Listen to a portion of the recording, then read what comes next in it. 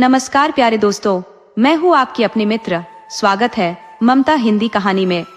आज की कहानी बेहद खास है, तो बिना देर किए शुरू करते हैं। एक राज्य में एक राजा और रानी निवास करते थे, जो पूर्ण रूप से नास्तिक थे। पूजा पाठ और धार्मिक अनुष्ठानों से उनकी दूरियां थी।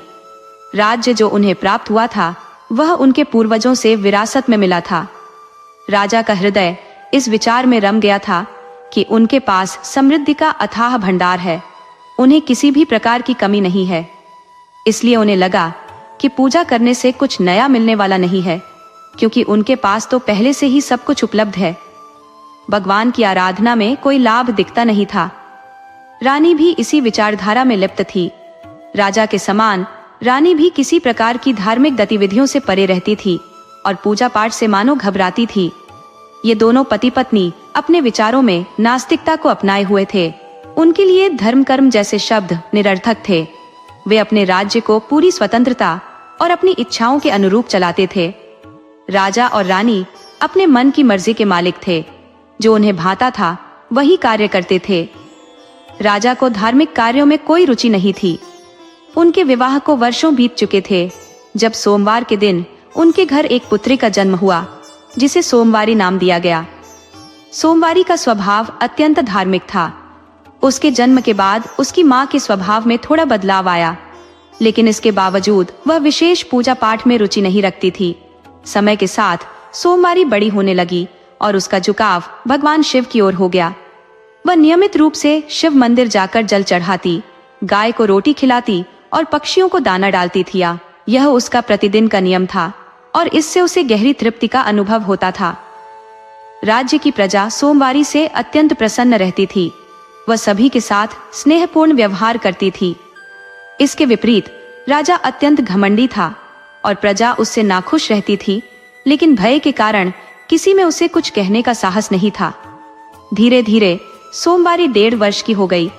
इस दौरान रानी ने फिर गर्भधारण किया और 9वें महीने एक कन्या को जन्म दिया, जो इतवार के दिन पैदा हुई। इसलिए उसका नाम इतवारी रखा गया। इतवारी पूरी तरह अपने माता पिता जैसी थी। वह पूजा पाठ से कोसों दूर थी, घमंड से भरी थी और किसी से स्नेहपूर्ण ढंग से बात नहीं करती थी। सोमवारी के प्रति उसका व्यवहार भी ठंडा था। हालांकि वे दोनों सगी बहनें थीं, उनमें आसमान जमीन का अंतर था। माता पिता भी इतवारी को अधिक प्रिय मानते थे, क्योंकि वह बहुत सुंदर थी, जैसे एक सजीव राजकुमारी। लेकिन उसके आचरण में संस्कारों का अभाव था। सोमवारी अपनी साधारण रंगत और भव्यता में मामूली दिखने के बावजूद अपने संस्कारों में बेजोड़ थी। वह सभी का सम्मान करती थी, लेकिन माता पिता की दृष्टि में इतवारी ही अधिक प्यारी थी। सोमवारी का धार्मिक गतिविधियों में संलग्न होना उनके मन को नहीं भाता था। वह उन्हें आंखों में खटकती रहती थी। समय बीतता गया और दोनों बहनें युवावस्था में पहुंच गईं। रानी ने राजा से आग्रह किया कि उनके विवाह के लिए योग्य वर की खोज शुरू की जाए। रानी ने राजा से विशेष रूप से कहा, देखिए राजा साहब, इतवारी के लिए किसी अच्छे कुल का राजकुमार ढूंढिए। सोमवारी हमारी बेटी होते हुए भी। रानी ने क्रोधित होकर कहा, यह हमारी आज्ञा का पालन नहीं करती। देखना चाहते हैं इसकी पूजा में कितनी शक्ति है। इसे ऐसे घर में विवाह करवा देते हैं जहां इसे राजघराने की असलियत का बोध हो और अपने माता पिता की ठाट बाट की कीमत समझ आए।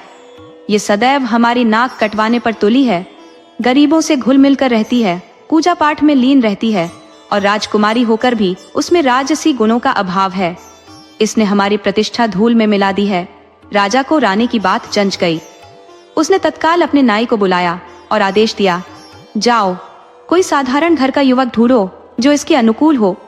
इसे किसी सामान्य परिवार में भेजने का समय आ गया है। नाई राजा की आज्ञा लेकर गांव-गांव, नगर-नगर घूमने लगा। जैसा राजा ने कहा था, वैसा ही वर खोजने में जुट गया। आखिरकार नाई एक छोटे से गांव में पहुंचा, जहां एक विधवा महिला अपने इकलौते बेटे के साथ रहती थी। उसका बेटा आलसी, शराबी और निठल्ला था, जो हमेशा नशे में डूबा रहता। अपनी मां की मजदूरी पर निर्भर रहते हुए वह किसी काम में हाथ नहीं बटाता था। उसकी मां गांव में घरों में काम करके दोनों का गुजारा करती थी। नाई ने उस महिला से कहा, मैं फलाने राज्य का नाई हूं। हमारे राजा ने अपनी बेटी के लिए वर खोजने का आदेश दिया है और मुझे तुम्हारा बेटा इस योग्य प्रतीत होता है। मैं राजकुमारी का रिश्ता लेकर आया हूँ। ये सुनकर विधवा अविश्वास से बोली, ये कैसी बात कर रहे हो भैया? हमारा टूटता फूटता घर है और मेरा बेटा तो किसी योग्य भी नहीं। मैं तो एक विधवा हूँ, घर घर काम करके जैसे तैसे पेट पाल रही हूँ। भला राजा के घर का रिश्ता मेरे अभागे बेटे के लिए कैसे हो सकता है? लेकिन जब नाई ने उसे समझाया और प्रस्ताव के पीछे का उद्देश्य स्पष्ट किया तो महिला खुशी खुशी सहमत हो गई। जल्द ही सोमवारी का रिश्ता उस शराबी युवक के साथ पक्का कर दिया गया, जबकि इतवारी के लिए उसी राज्य के एक राजकुमार का चयन हुआ। दोनों रिश्ते राजा को उपयुक्त लगे। शादी के दिन सोमवारी की बारात में गिने चुने लोग आए, क्योंकि वर पक्ष अत्यंत निर्धन था। साधारण रीति से मंदिर में फेरे करवाकर उसे विदा कर दिया गया। दहेज के नाम पर उसे कुछ भी नहीं दिया गया। उधर इतवारी का विवाह बड़े ठाट बाट से संपन्न हुआ। पूरा राज्य सजाया गया और दान दहेज में हाथी, घोड़े, हीरे मोती लुटाए गए। बड़ी शान के साथ इतवारी की विदाई हुई। इधर जब सोमवारी अपने पति के घर पहुंची और टूटी फूटी झोपड़ी तथा नशे में धुत पति को देखा तो उसकी आंखें अश्रुपूरित हो उठी। लेकिन उसने मन ही मन सोचा, मेरे माता पिता ने जो भी किया मेरे हित के लिए ही किया होगा। भोलेनाथ की परम भक्त सोमवारी ने ईश्वर में अपनी अटूट आस्था को थामे रखा और उस झोपड़ी को सजाने संवारने लगी। उसकी सास, जो वृद्धा थी और मेहनत मजदूरी करके घर का खर्च चलाती थी, जब काम से लौटी तो सोमवारी ने उनके लिए भोजन तैयार किया। उसने अपने सास और पति को पहले खाना परोसा और अंत में बचा खुचा खुद खाया। धीरे धीरे वृद्धा अस्वस्थ होने लगी और घर का काम करना उसके लिए दूभर हो गया। सोमवारी ने सास से कहा, माँ जी, अब आप आराम करें, मैं काम करूंगी और जो कमाई होगी उसी से हम अपना गुजारा करेंगे। सोमवारी हर सुबह घर की सफाई करती, भगवान शिव की आराधना करती और जो बन पड़ता वह अपने परिवार के लिए जुटाती। उसका पड़ोसियों से भी मिलनसार संबंध था और वे हमेशा उसकी सराहना करते। इधर राजमहल में महारानी बनकर आई इतवारी की दिनचर्या बिल्कुल विपरीत थी। सुबह उठते ही वह दास दासियों को आदेश देने में लग जाती, न कोई नियम मानती न पूजा पाठ। उसकी सास, जो धार्मिक विचारों वाली थी, उसे पूजा करने की सलाह देती, लेकिन इतवारी हर बार जवाब देती, मैं एक बड़े राजा की पुत्री हूँ, ये दिखावटी कार्य मेरे लिए नहीं है। सास उसकी बात सुन चुप हो जाती, पर खुद को बदल नहीं पाई। एक दिन इतवारी के मन में विचार आया कि सोमवारी, जो इसी गांव में ब्याही गई है, उसे बुलवाया जाए। पास पड़ोस की स्त्रियां अक्सर सोमवारी के अच्छे व्यवहार की प्रशंसा करती थी, जिससे इतवारी के मन में ईर्ष्या जाग उठी। उसने संदेश भिजवाया कि सोमवारी को महल में काम करने के लिए बुलाया जाए और वादा किया कि वह उसे 2 गुना मेहनताना देगी। सोमवारी ने अपनी सास को इस प्रस्ताव के बारे में बताया, क्योंकि उसका पति तो शराब में डूबा रहता था और उसे सोमवारी के कार्यों में कोई रुचि नहीं थी। सोमवारी की सासू माँ ने उसे महल में काम करने की स्वीकृति दे दी। अब सोमवारी अपनी बहन इतवारी के महल में काम करने जाने लगी। वह अपनी छोटी बहन के महल में झाड़ू पोंछा, सफाई, रसोई का काम सब निपटाती और इतवारी इसे देखकर संतुष्ट होती।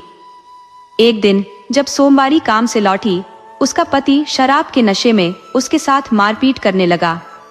लेकिन सोमवारी ने महल में कमाने का सिलसिला नहीं छोड़ा और धीरे धीरे उसकी मेहनत से घर में 2 वक्त का भोजन बनने लगा। कुछ वर्षों बाद सोमवारी और इतवारी दोनों के 2-2 बच्चे हुए और सोमवारी अपनी आय से अपने परिवार का पेट पालने लगी। समय बीतता गया। एक दिन दिवाली का त्योहार आया। सोमवारी अपनी बहन के महल में काम करने गई और जाते वक्त उसके बच्चों ने आग्रह किया, माँ, आज तो मौसी के घर पकवान बनेंगे, हमारे लिए भी लेकर आना। सोमवारी ने उन्हें आश्वासन दिया। उसके पति ने भी कहा, आज मुझे भूखा मत रखना, तेरी बहन के महल में इतना कुछ बनता है, लाकर दे देना। सोमवारी दिवाली के दिन महल में काम करने पहुंची। सफाई की और विविध स्वादिष्ट पकवान बनाए, जिनकी महक से पूरा महल महक उठा। काम समाप्त कर उसने इतवारी से विनम्रता से निवेदन किया, बहन, मेरे बच्चों और पति के लिए कुछ पकवान दे दो, घर पर आज भूख से सब प्रतीक्षा कर रहे हैं। इतवारी, जो सामान्यतः उसे थोड़ा भोजन दे देती थी, आज बुरी नियत से भरी थी। उसने सोमवारी से कहा, सोमवारी, आज तुम्हारे जीजा बाहर दौरे पर है और जब तक वे वापस नहीं आते कोई भी महल में खाना नहीं खाएगा, इसीलिए मैं तुम्हें कुछ नहीं दे सकती। सोमवारी उदास मन से लौट आई और महल के पीछे जाकर खड़ी हो गई। उसके मन में उथल पुथल मची थी। घर में अन्न का एक दाना भी नहीं है और खाली हाथ लौटने पर पति क्रोधित होगा। बच्चों के भूखे होने का विचार उसके मन को और भी भारी बना रहा था। वह सोच में डूबी महल के पिछवाड़े खड़ी होकर विलाप करने लगी। दिवाली के उल्लास से पूरा राज्य रमा हुआ था, पर सोमवारी की आंखों में केवल अंधकार था। उसी वक्त देवी पार्वती, जो अपने भक्तों की परीक्षा लेती है, ने सोमवारी का दुख देखा। माता ने एक वृद्धा का रूप धारण किया। बिखरे सफेद लंबे बाल, फटे हुए वस्त्र, झुकी हुई कमर और अस्त व्यस्त काया। इस रूप में माता पार्वती सोमवारी के पास पहुंची और करुणा से पूछने लगी, बेटी, क्यों रो रही हो? तुम्हारे आंसू किस दुख की गाथा कह रहे हैं? सोमवारी ने आंसुओं से भीगी आंखों से इस वृद्धा की ओर देखा, जो उसके लिए मानो आशा की एक किरण बनकर आई थी। उसने अपने अश्रु जल्दी से पोंछ लिए और बुढ़िया को देखकर बोली, अरे माई, कोई बात नहीं। बुढ़िया माई ने उसे स्नेहपूर्वक देखते हुए कहा, अरे बेटी, तू तो बहुत ही चिंतित लग रही है। क्या अपनी इस बुढ़िया माई से अपनी परेशानी नहीं बताएगी? बेचारी सोमवारी हमेशा सबसे घुल मिल कर रहती थी। फिर भी उसने कहा, नहीं माँ जी, ऐसी कोई बात नहीं। लेकिन बुढ़िया माई के बार बार पूछने पर सोमवारी का हृदय पिघल गया। बुढ़िया माई की ममता में उसे एक ऐसा अपनापन महसूस हुआ जो उसे पहले कभी नहीं मिला था। बचपन में भी उसकी माँ ने उसे ऐसा स्नेह नहीं दिया था। वह आंसुओं के साथ सब कुछ बता बैठी। सोमवारी ने रोते हुए बुढ़िया माई को बताया कि कैसे उसके घर में बच्चे, पति और सास भूखे बैठे होंगे और कैसे वे भोजन की प्रतीक्षा कर रहे होंगे।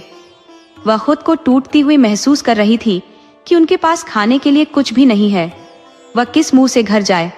घर जाएगी तो पति कमलेश उसे डांटेगा और मारने पीटने लगेगा। आज का दिन दिवाली का है। सब लोग हर्षोल्लास मना रहे हैं और उसके घर में भूख से सभी तड़प रहे हैं। ये सुनकर बुढ़िया माई, जो जैसे स्वयं देवी पार्वती का रूप धारण किए बैठी थी, वहीं धरती पर बैठ गई और बोली, अरे बेटी, मेरी एक छोटी सी झोपड़ी है, मुझे वहां तक पहुंचा दे। मेरी सांस फूल रही है, मुझसे चला नहीं जा रहा, मेरी ताकत जवाब दे रही है। अब अपने सारे दुखों को भूलते हुए सोमवारी ने बुढ़िया का हाथ थामा और उसकी झोपड़ी की ओर चल पड़ी। थोड़ी दूर जाकर वे एक जीर्ण शीर्ण झोपड़ी के पास पहुंची। बुढ़िया माई ने संकेत करते हुए कहा, बेटी, वहीं जो एक कोने में अकेली खड़ी है, यही मेरी झोपड़ी है। जब सोमवारी झोपड़ी के भीतर दाखिल हुई तो देखा कि वह बेहद गंदी थी। उसने बुढ़िया माई को एक किनारे बिठाया, पास ही रखा मटका उठाया और उसमें से एक गिलास पानी निकालकर उन्हें पिलाया। पानी पीने के बाद बुढ़िया माई ने गहरी सांस ली, जैसे अब थोड़ी राहत मिल रही हो। सोमवारी ने झाड़ू उठाई और पूरे मनोयोग से झोपड़ी की सफाई की। सफाई करते हुए वह बुढ़िया माई से बोली, माई, इतनी गंदी जगह पर रहती हो, शायद इसीलिए तुम्हें सांस लेने में तकलीफ हो रही है। मैं अभी सब ठीक कर देती हूँ। सफाई के बाद उसने बुढ़िया माई को एक टूटी हुई चारपाई पर आराम से लेटा दिया। बुढ़िया माई ने कराहते हुए कहा, बेटी, मेरे पैरों में बड़ा दर्द हो रहा है। सोमवारी बिना कुछ कहे उनके पास बैठकर उनके पैरों को धीरे धीरे दबाने लगी। उसे भला कहाँ पता था कि वह जगत जननी के चरणों को दबा रही है, जो उसकी हर पीड़ा को समझ रही थी। सोमवारी के मन में गहरे दुख का सागर उमड़ रहा था।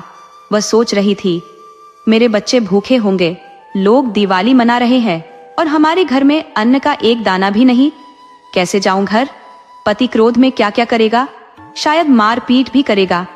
माँ पार्वती, जो सोमवारी के मन की हर बात जान चुकी थी, मुस्कुराई और जब सोमवारी ने वापस जाने की बात कही तो माई ने कहा, अरे बेटी, तूने मेरी इतनी सेवा की है, देख वहां एक मिट्टी का मटका रखा है, उसमें थोड़ी चावल है, उसे ले आ, मैं तेरे आंचल में चावल दे देती हूँ। घर जाकर बच्चों को खिला देना। सोमवारी की आंखों में आशा की एक चमक उभर आई। वह मटका लेकर आई और बुढ़िया माई ने उसमें से चावल निकालकर उसके आंचल में डाल दिए। सोमवारी मन ही मन ईश्वर को धन्यवाद देते हुए घर की ओर चल दी। घर पहुंचते ही उसने देखा कि उसके बच्चे दरवाजे पर खड़े माँ की बाट चोह रहे थे। उम्मीद थी कि माँ आज कुछ मिठाई पकवान लेकर लौटेगी, परंतु उन्हें क्या मालूम था कि उनकी माँ आज मुश्किल से चावल के कुछ दाने लेकर आई है। उसका पति, जो नशे में डूबा हुआ था, भी बेसब्री से प्रतीक्षा कर रहा था। सोमवारी ने आंचल से चावल निकालकर दिखाए और कहा, आज केवल ये चावल मिले हैं, यही ले आई हूं, उसने थकी हुई आवाज में कहा। बच्चों ने उतावले होकर पूछा, माँ, क्या मौसी ने तुम्हें मिठाई और पकवान नहीं दिए? क्यों नहीं दिए? क्या तुम्हारी बहन ने तुम्हें यूं ही अपमानित कर घर से बाहर निकाल दिया? उनकी बातों से वे क्या कहती? एक तो घर में अन्न का एक दाना भी नहीं था। बच्चों के लिए मांगने पर उसकी बहन ने उसे साफ कह दिया था कि अभी खाना नहीं मिलेगा। ना तो किसी और ने खाना खाया, न ही उसे दिया गया। मजबूरन वह खून का घूंट पीकर रह गई। बच्चों के सवालों के जवाब में उसने कहा, नहीं बेटा, मैं चावल ले आई हूँ, अभी तुम्हारे लिए कुछ बना देती हूँ। बच्चों ने जिद पकड़ ली, नहीं माँ, आज दिवाली है, हमें मिठाई चाहिए।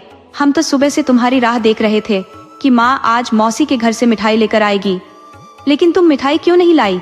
बच्चों ने ठान लिया कि आज वे सादा भोजन नहीं करेंगे। बेचारी सोमवारी ने उन्हें शांत करते हुए कहा, कोई बात नहीं बेटा, मैं तुम्हारे लिए मीठा भात बना दूंगी जो बिल्कुल मिठाई जैसा ही स्वाद देगा। बुढ़िया माँ से जो चावल और धान मिला था, सोमवारी ने उसमें से कुछ धान अपने भंडार में सुरक्षित रख दिया और शेष चावल पकाने लगी। चूल्हे के पास बैठी वह अपने दुर्भाग्य पर विचार कर रही थी। कैसी माँ हो जो अपने बच्चों का पेट भरने तक के लायक भी नहीं हूं। मेरे बच्चे मिठाई के लिए तरस रहे हैं और मैं कुछ देने में असमर्थ हूं। उसने जैसे तैसे मीठा भात बनाया और थाली में परोसा, लेकिन यह क्या, थाली में 56 तरह के भोग सजे हुए थे। ये अद्भुत दृश्य देखकर उसकी आंखें विस्मय से फटी रह गई। बच्चों ने हैरत से माँ को उलाहना देना शुरू किया, माँ, तुम तो कह रही थी कि मौसी ने कुछ नहीं दिया, देखो ना कितनी तरह की मिठाइयाँ और पकवान यहाँ पर है। सोमवारी खुद भी चकित थी, आखिर ये 56 प्रकार के व्यंजन आए कहाँ से? उसने तो केवल मीठा भात बनाया था। उसने भात सबके थालियों में परोसा। बच्चे, पति और सास उमा सभी ने प्रसन्नता पूर्वक भोजन ग्रहण किया। सबने तृप्त होकर खाया और सोमवारी भी भोजन करके संतुष्टि से भर गई। भोजन के बाद जब वह भंडार घर में गई तो देखा चारों ओर अन्न का ढेर लगा हुआ है। पूरा भंडार गृह लबालब भरा हुआ था। हर्षातिरेक में उसने भगवान का धन्यवाद किया और मन ही मन सोचने लगी, यह तो निश्चित ही मेरी जगत जननी माँ पार्वती का आशीर्वाद है। उसने बार बार माता को प्रणाम किया। रात के समय सभी भोजन करके सुख की नींद सो गए। बच्चों ने पहली बार तृप्त होकर भोजन किया था और उनकी भूख पूरी तरह शांत हो चुकी थी। सोमवारी भी चैन से सोई।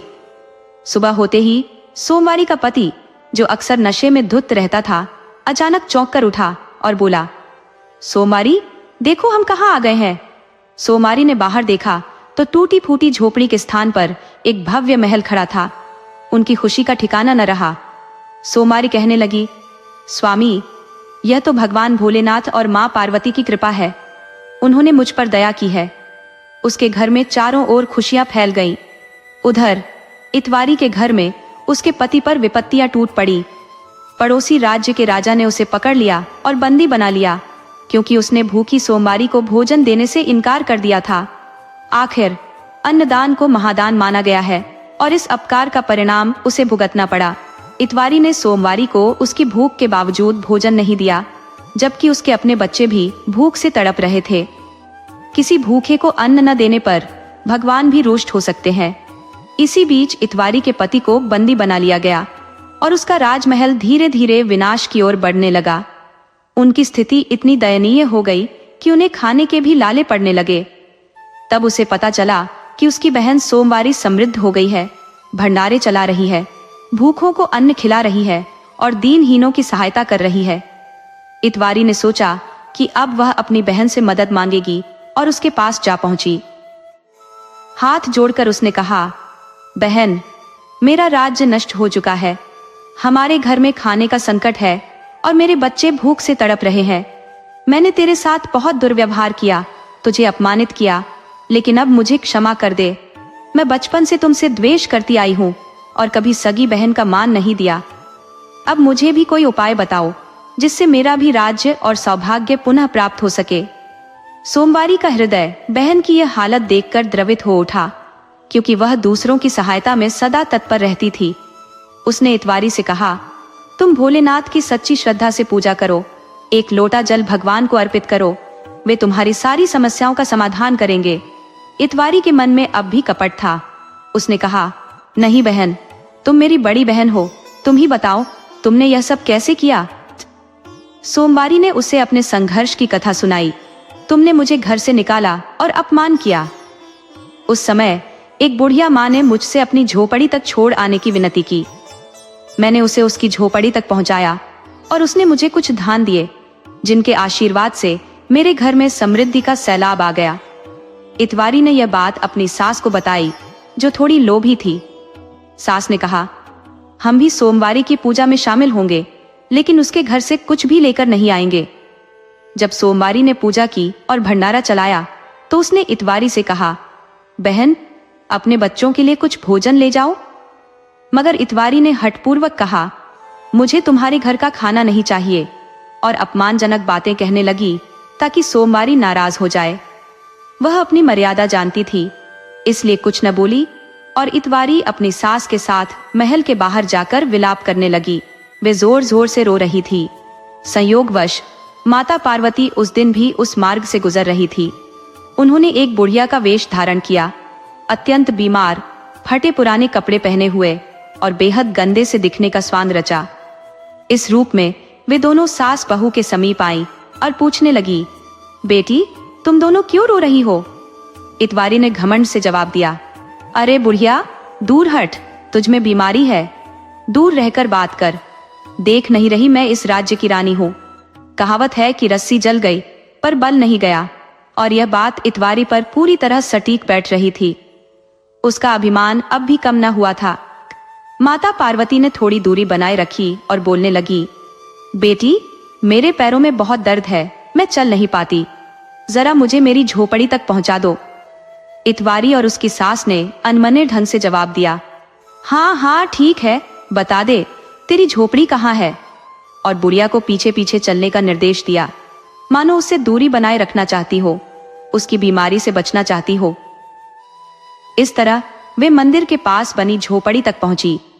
बुढ़िया धीरे धीरे चल रही थी, उसकी सांसें लड़खड़ा रही थी, पर इतवारी पर इसका कोई असर न था। झोपड़ी में एक टूटी फूटी चारपाई पड़ी थी, जिस पर बुढ़िया बनकर बैठ गई माता पार्वती।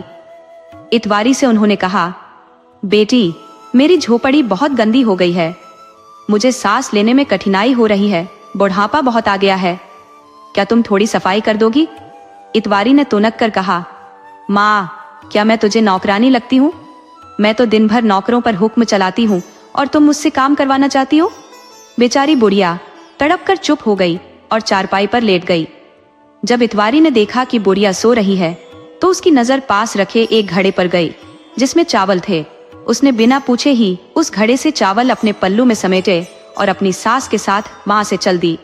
क्लेश्वर अपने पति से कहने लगी, मुझे पीटो, मारो। पति ने चौंकते हुए कहा, अरे ये कैसी बात है, तू क्यों मुझे उकसा रही है, मैं तुझे मारना नहीं चाहता। लेकिन क्लेश्वर ने फिर भी आग्रह किया, नहीं, मुझे पीटो। उसके पति ने अपने गुस्से को साध नहीं पाया और आखिरकार उसने अपनी पूरी भड़ास उस पर निकाल दी, क्योंकि वह बंदी गृह से बड़ी मुश्किलों के बाद लौट पाया था और अब उसकी सारी खीज इतवारी पर ही फूट पड़ी। इतवारी ने फिर भी अपने भीतर की कटुता को नहीं छोड़ा और भोजन तैयार करके सबको परोस दिया। परंतु जब सभी खाने बैठे तो उसने देखा कि उसके भोग में वैसी विविधता नहीं थी जैसा उसने अपेक्षा की थी। उसने अनाज के कुछ दाने भंडार गृह में भी रख दिए थे, जैसा सोमवारी ने उसे बताया था। वह और उसकी सास भंडार घर में अनाज रखते हुए सो गई। लेकिन इतवारी के मन में संदेह बना रहा कि 56 प्रकार के भोग क्यों नहीं बने।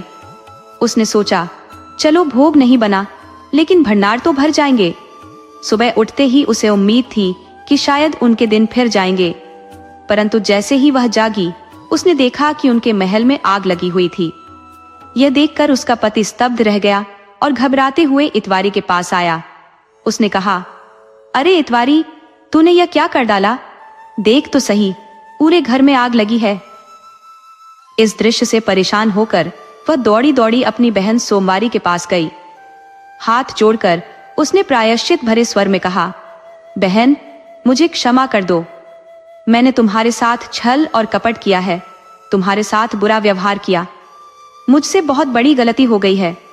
सोमवारी, जो कि स्वभाव से ही सरल और नरम दिल थी, उसने उसे सांत्वना देते हुए कहा, नहीं बहन, तुम मेरी बहन हो, तुम्हारी कोई गलती नहीं है। लेकिन इतवारी ने रोते हुए कहा, नहीं बहन, मैंने सच में बहुत बड़ी भूल की है और वही गलती आज मुझे सजा के रूप में मिल रही है। मैंने हमेशा तुम्हें तुच्छ समझने की कोशिश की और अपने घर में तुम्हारा खूब अनादर किया। इतवारी की बातों को सुनकर सोमवारी ने मुस्कुराते हुए कहा, अरे इतवारी, तू क्यों इसे दिल पर लेती है? मैंने तो कभी तेरी बातों को सुना ही नहीं। मैं तो अपने भोले बाबा में खोई रहती थी। मेरा तन मन तो उन्हीं का स्मरण करता था। मैं इतनी मग्न रहती कि कौन क्या कह रहा है, इसका मुझे कोई भान ही नहीं होता। इतवारी ने शर्मिंदगी के साथ कहा, बहन, मुझे भी कोई मार्ग दिखा जिससे मेरे जीवन में भी बदलाव आ सके। तब सोमवारी ने उसे विधि पूर्वक पूजा अर्चना का विधान समझाया। इस समय उसकी सास भी पश्चाताप में डूबी हुई थी और उन्होंने सोमवारी से क्षमा याचना कर ली। धीरे धीरे इतवारी ने भी पूजा पाठ आरंभ किया। जैसे जैसे वह ईश्वर में लीन होती गई, उसके दिन भी संवरने लगे। कुछ समय बाद उसका राज्यपाठ उसे पुनः प्राप्त होने लगा और उसका पति फिर से राज्य का अधिपति बन गया। अब वे दोनों पति पत्नी पूजा करते, दीन दुखियों को भोजन कराते और राज्य में सुख शांति का प्रसार करते। भोलेनाथ की कृपा उन पर बरसने लगी और उनके जीवन में सुख के दिन लौट आए। इतवारी की सास ने भी अपनी बहू से क्षमा मान ली और अपनी भूल को स्वीकार किया। धीरे धीरे इतवारी और सोमवारी के बीच भी सच्चा प्रेम पनपने लगा। जिस तरह भोलेनाथ ने सोमवारी के दिन फिराए, वैसे ही जो भी इस कथा को सुनता है, उसके भी कष्ट मिटे और उसकी मनोकामनाएं पूरी हों। बोलो शिव शंकर भोलेनाथ की जय।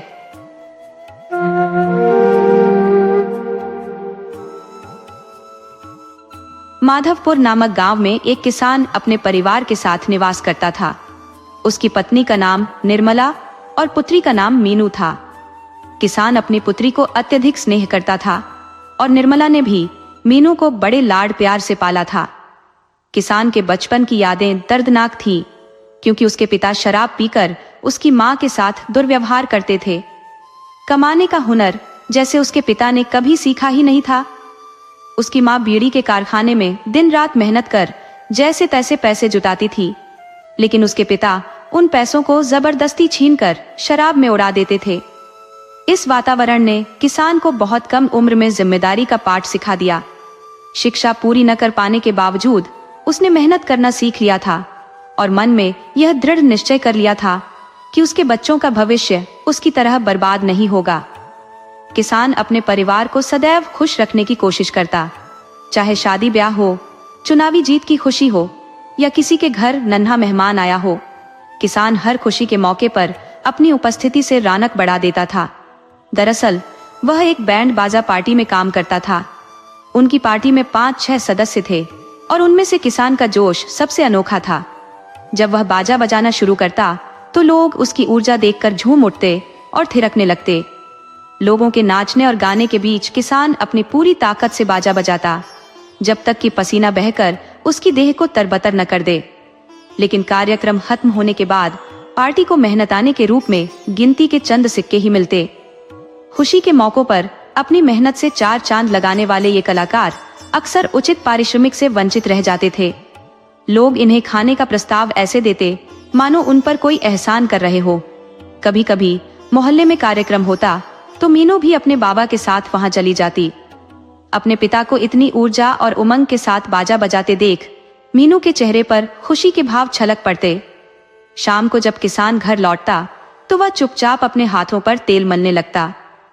मीनू जब अपने बाबा की यह दशा देखती तो उसका हृदय व्यथित हो उठता।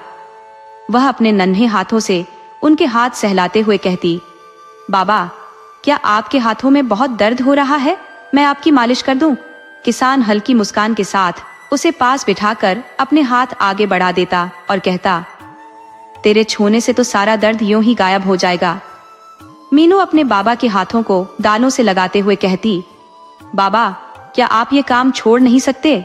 कोई ऐसा काम नहीं मिल सकता जिसमें आपको तकलीफ ना हो? किसान उसके मासूम सवाल पर मुस्कुराते हुए कहता, बेटी ऐसा कौन सा काम है जिसमें तकलीफ ना हो? बिना मेहनत के कोई भी काम ना तो मूल्यवान बनता है और ना ही उससे घर चलता है।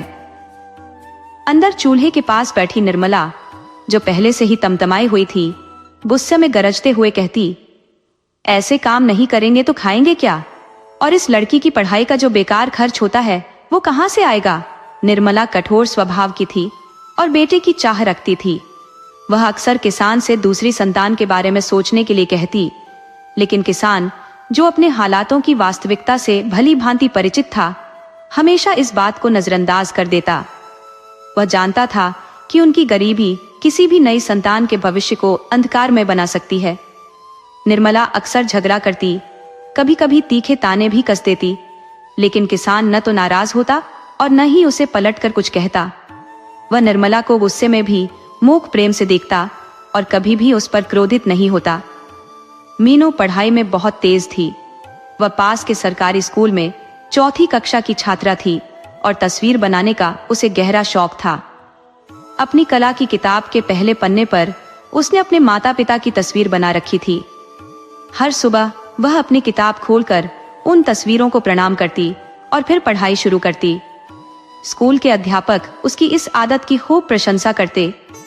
घर पर जब मीनू किसी सवाल में अटक जाती तो वह अपनी माँ से सवाल पूछती, लेकिन अनपढ़ निर्मला के लिए उन सवालों को समझना ही कठिन था, तो जवाब देना तो दूर की बात थी। वह हमेशा किसी काम में व्यस्त होने का बहाना बना देती। शाम को जब किसान घर लौटता तब मीनू वही सवाल अपने पिता से पूछती। किसान उसे अधूरा जवाब दे देता, लेकिन उसकी समझ इतनी तेज थी कि वह शेष उत्तर खुद ही समझ लेती। कुछ ही दिनों में मीनू के इम्तिहान आने वाले थे। स्कूल ने सभी बच्चों से परीक्षा की फीस जमा करने को कहा, लेकिन उन दिनों किसान के काम का सिलसिला भी धीमा पड़ गया था। जब कोई उत्सव या कार्यक्रम नहीं होते तो रोज कमाने खाने वाले लोगों के लिए ऐसे दिन बेहद कठिन हो जाते थे। हालात इतने खराब थे कि बचत के नाम पर कुछ भी नहीं बचा था और अब परीक्षा की फीस भरने का सवाल सिर पर मंडरा रहा था। मीनू ने घर पहुंचते ही अपनी माँ से फीस की बात शेयर की। निर्मला ने तपाक से पूछा, कितनी फीस भरनी है? राशि कितनी बड़ी है? मीनू माँ के चेहरे पर उभरते तनाव को भांपते हुए बोली, अम्मा रुपये 500 भरने हैं। ये सुनते ही निर्मला गुस्से में बोली, हाय राम, इतना खर्चा होने से बचाने के लिए ही तो तुझे सरकारी स्कूल में डाला। अब ये क्या नया तमाशा है? मास्टरों ने शिक्षा का भी व्यापार खोल लिया है। गरीब तो ऐसे ही पढ़ाई से वंचित रह जाएगा। निर्मला की झल्लाहट देख मीनू को हंसी आ गई। वह मुस्कुराते हुए बोली, अरे अम्मा मजाक कर रही थी, सिर्फ रुपये 7 भरने हैं। निर्मला गुस्से में बेलन उठाकर बोली, रुक जा, बड़ी मजाकिया हो गई है आजकल। और मीनू खिलखिलाते हुए बाहर भाग गई। संध्या समय किसान घर लौटा, लेकिन उसके चेहरे पर थकान के साथ चिंता की लकीरें साफ दिख रही थी। निर्मला ने खींचते हुए पूछा, अब तक कहाँ थे? खाना ठंडा हो गया है, पहले हाथ मुंह धो लो, मैं खाना परोसती हूँ। किसान कुछ नहीं बोला। मीनू ने ही साहस जुटाकर पूछा, बाबा क्या हुआ? इतने परेशान क्यों दिख रहे हो? क्या हाथों में दर्द है? मैं तेल मल दूं? किसान ने उसकी तरफ एक नजर डाली और फीकी हंसी के साथ कहा, नहीं बेटा, बस थोड़ी थकान है, चलो खाना खाते हैं। उसकी आवाज में छिपा दर्द मीनू महसूस कर सकती थी। मीनू ने तय किया कि फीस की बात बाबा से नहीं करेगी। तीनों खाना खाकर सो गए। मीनू को गहरी नींद आ गई, लेकिन निर्मला और किसान जाग रहे थे। निर्मला ने धीरे से किसान से कहा, मीनू के इम्तिहान की फीस भरने की बात मत भूलना, सुबह उसे पैसे दे देना, और देखो राशन भी अब खत्म होने की कगार पर है। इतना कहकर निर्मला सोने चली गई। किसान छत की ओर ताकते हुए किसी अनकही चिंता में डूबा रहा। आधी रात बीत गई, तब जाकर उसे नींद आई। अगली सुबह रोजमर्रा की तरह थी। किसान काम पर जाने की तैयारी में था और मीनू स्कूल के लिए। निर्मला ने जाते जाते किसान को फीस की बात याद दिलाई।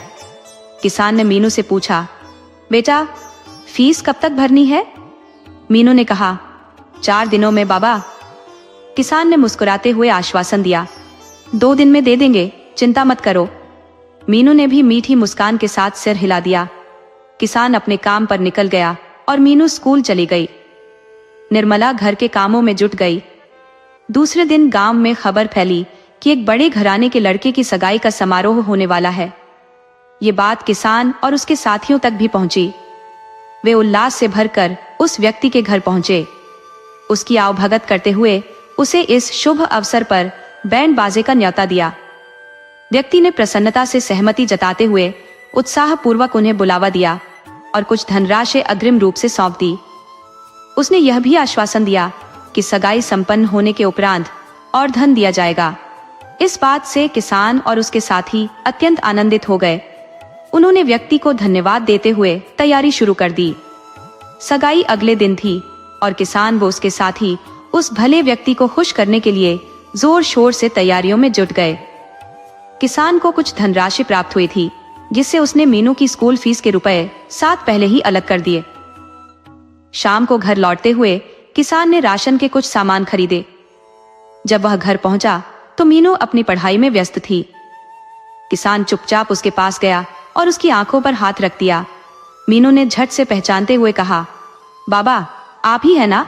किसान मुस्कुराकर बोला, आज भी पहचान लिया? मीनू ने हंसते हुए कहा, और कौन करेगा ऐसा, अम्मा तो बिल्कुल नहीं। दोनों हंसने लगे। किसान ने मीनू को रुपये 60 दिए और कहा, स्कूल फीस भर देना बेटा। तभी अंदर से निर्मला ने राशन के बारे में पूछते हुए आवाज लगाई। किसान ने राशन की थैली उसे थमा दी। तीनों ने हंसी खुशी रात का भोजन किया और अपनी अपनी दुनिया में खो गए। अगले दिन शाम को किसान और उसके साथी सगाई के स्थल पर जाने की तैयारी में थे। सभी ने बढ़िया तैयारी कर रखी थी और ठिकाने पर इकट्ठा होकर निकल पड़े। लेकिन रास्ते में ही उन्हें गाने बजाने की तेज आवाज सुनाई दी। सबने एक दूसरे को उलझन भरी निगाहों से देखा। एक साथी ने कहा, यह आवाज तो सगाई वाले घर से ही आ रही है। दूसरे ने चिंतित स्वर में कहा, कहीं उन्होंने किसी और को न्योता तो नहीं दे दिया? किसान के माथे पर चिंता की लकीरें उभर आईं। उसने कहा, चलो चलकर देखते हैं कि आखिर मामला क्या है। जब वे सगाई स्थल पहुंचे तो सामने का दृश्य देखकर उनके चेहरे का रंग उड़ गया। बड़े बड़े साउंड स्पीकर लगे हुए थे और एक ऑर्केस्ट्रा अपनी धुनों से माहौल में धूम मचा रहा था। मेहमान उस तेज आवाज पर थिरक रहे थे। यह देख किसान और उसके साथी परेशान हो गए। वे सीधे सेठ जी को खोजने निकले। सेठ जी आंगन में कुर्सी पर बैठे मुस्कुरा रहे थे, लेकिन जैसे ही उन्होंने किसानों को अपनी ओर आते देखा, उनकी मुस्कान फीकी पड़ गई और उन्होंने नजरें झुका लीं। किसी ने विनम्रता से सेठ जी से पूछा, सेठ जी ये सब क्या है? आपने तो हमें न्योता दिया था, फिर अब यह सब क्यों? अब हम क्या करें? सेठ जी भी ऑर्केस्ट्रा के विषय को लेकर भीतर ही भीतर क्षुब्ध थे। उनकी यह मंशा नहीं थी कि ऑर्केस्ट्रा बुलाया जाए, लेकिन उनके बेटे की हट के आगे उन्हें मौन रहना पड़ा। यह स्थिति उन्हें बेहद खेदपूर्ण लगी। उन्होंने बैंड बाजा वालों को बुलवाया और स्थिति को संभालने का प्रयास किया, लेकिन उनके बेटे ने उनकी बात अनसुनी कर दी। सेठ जी ने अपनी जेब से बचे हुए पैसे निकालकर किसान और उसके साथियों को देने की कोशिश की, किंतु किसान ने पैसे लेने से इनकार कर दिया। उसने स्पष्ट किया, जब हमने कोई काम ही नहीं किया तो फिर ये पैसे किस बात के? सेठ जी ने जबरन पैसे थमाने की कोशिश की तो उसके साथी उसे पैसे लेने के लिए मनाने लगे। अंततः किसान ने अनिच्छा से वह धनराशि स्वीकार कर ली। सेठ जी इस पर थोड़ा संतोष व्यक्त करते हुए बोले, अक्सर ये शादी ब्याह के कार्यक्रम तो शाम को होते हैं, तो दिन के वक्त आप लोग क्या करते हैं? जवाब में किसी ने बताया कि वह बीड़ी के कारखाने में काम करता है, तो कोई लोहार का कार्य करता है। कुछ ने अन्य कामों का उल्लेख किया। वहीं एक साथी चुपचाप खड़ा रहा। सेठ जी ने उससे भी वही प्रश्न दोहराया। उसने उत्तर दिया कि वह जहां भी काम मिल जाए वहां जुट जाता है। किसान ने बताया कि वह एक अनाज के गोदाम में बोरियां उठाने का काम करता है, जिसके कारण उसके हाथ अक्सर दर्द से थक जाते हैं। सेठ जी ने सभी को भोजन ग्रहण करने का आग्रह किया, लेकिन किसान ने संकोचवश मना कर दिया। उसने सोचा कि जब वे अपने काम को पूरा करने में असमर्थ रहे तो ऐसे में भोजन करना अनुचित होगा। इस विचार के साथ सभी ने भोजन के प्रस्ताव को ठुकरा दिया और वहां से जाने लगे। जाने से पहले सेठ जी ने किसान को बुलाया और कहा, मेरे घर के पिछले हिस्से में एक छोटा सा बगीचा है। वहां अक्सर घास काटने के लिए एक माली की आवश्यकता होती है। क्या तुम वह काम करोगे? रोज कुछ न कुछ काम रहेगा और मेहनताना भी प्रतिदिन दिया जाएगा। किसान के लिए इससे बेहतर अवसर क्या हो सकता था। उसने तुरंत हामी भर दी और सेठ जी का आभार व्यक्त किया। सेठ जी ने उसके कंधे पर हाथ रखकर कहा, तुम्हारी मेहनत करने की लगन देखकर मुझे बहुत खुशी हुई है। इसी तरह परिश्रम करते रहो, ऊपर वाला तुम्हें इसका फल अवश्य देगा। बातें खत्म होने के बाद किसान वहां से प्रसन्न चित्त होकर रवाना हो गया। सेठ जी अपने बेटे की सगाई की तैयारियों में व्यस्त हो गए। रात में जब किसान घर पहुंचा तो उसके चेहरे पर खुशी छलक रही थी। उसे देखते ही निर्मला ने मुस्कुराकर पूछा, आज जल्दी आ गए और इतने खुश क्यों लग रहे हो? गाने बजाने का सिलसिला जल्दी समाप्त हो गया। किसान ने शांत स्वर में कहा, आज तो कुछ अलग ही हो गया। करने कुछ और गए थे, हो कुछ और गया। ये सुनते ही निर्मला ने उत्सुकता से पूछा, क्या हुआ? कहीं कोई गड़बड़ तो नहीं हुई? फिर खुद ही कहा, खैर छोड़ो, अब सब ठीक रहेगा। इतना कहकर किसान मुंह हाथ धोने चला गया और निर्मला रसोई में भोजन निकालने लगी। इस बीच मीनू अपनी पड़ोस की सहेली के घर से लौट आई। अगली सुबह किसान समय से पहले ही लगभग 8 बजे घर से निकल गया। वह सीधा सेठ द्वारकादास के घर पहुंचा। सेठ जी ने उसे देखकर कहा, तुम इतनी जल्दी आ गए, ये प्रशंसा योग्य है। फिर उन्होंने किसान को अपना पूरा बगीचा दिखाया और काम समझाकर चले गए। बगीचा आकार में बड़ा था और काम भी कम नहीं था। किसान ने पूरे जोश के साथ काम में लगकर दिन भर में लगभग आधा बगीचा साफ कर दिया। यदि उसकी जगह कोई और होता तो शायद पूरे दिन में केवल आधा ही बगीचा साफ कर पाता। शाम ढलते ही किसान अपना काम खत्म कर सेठ जी के पास पहुंचा। उसने उन्हें बताया, सेठ जी, आज का काम पूरा हो गया। ये सुनकर सेठ जी बहुत प्रसन्न हुए। उन्होंने उसकी मेहनत की सराहना की और अपनी जेब से रुपए 50 निकाल कर किसान को देने लगे। लेकिन किसान पैसे लेने में झिझकने लगा। सेठ जी ने उसकी झिझक को देखकर सोचा कि शायद रुपए 50 उसे कम लग रहे हैं, इसलिए उन्होंने कहा, यह तो केवल इनाम है। फिर उन्होंने दीवार में बने एक खांचे से और पैसे निकालकर उसे दे दिए।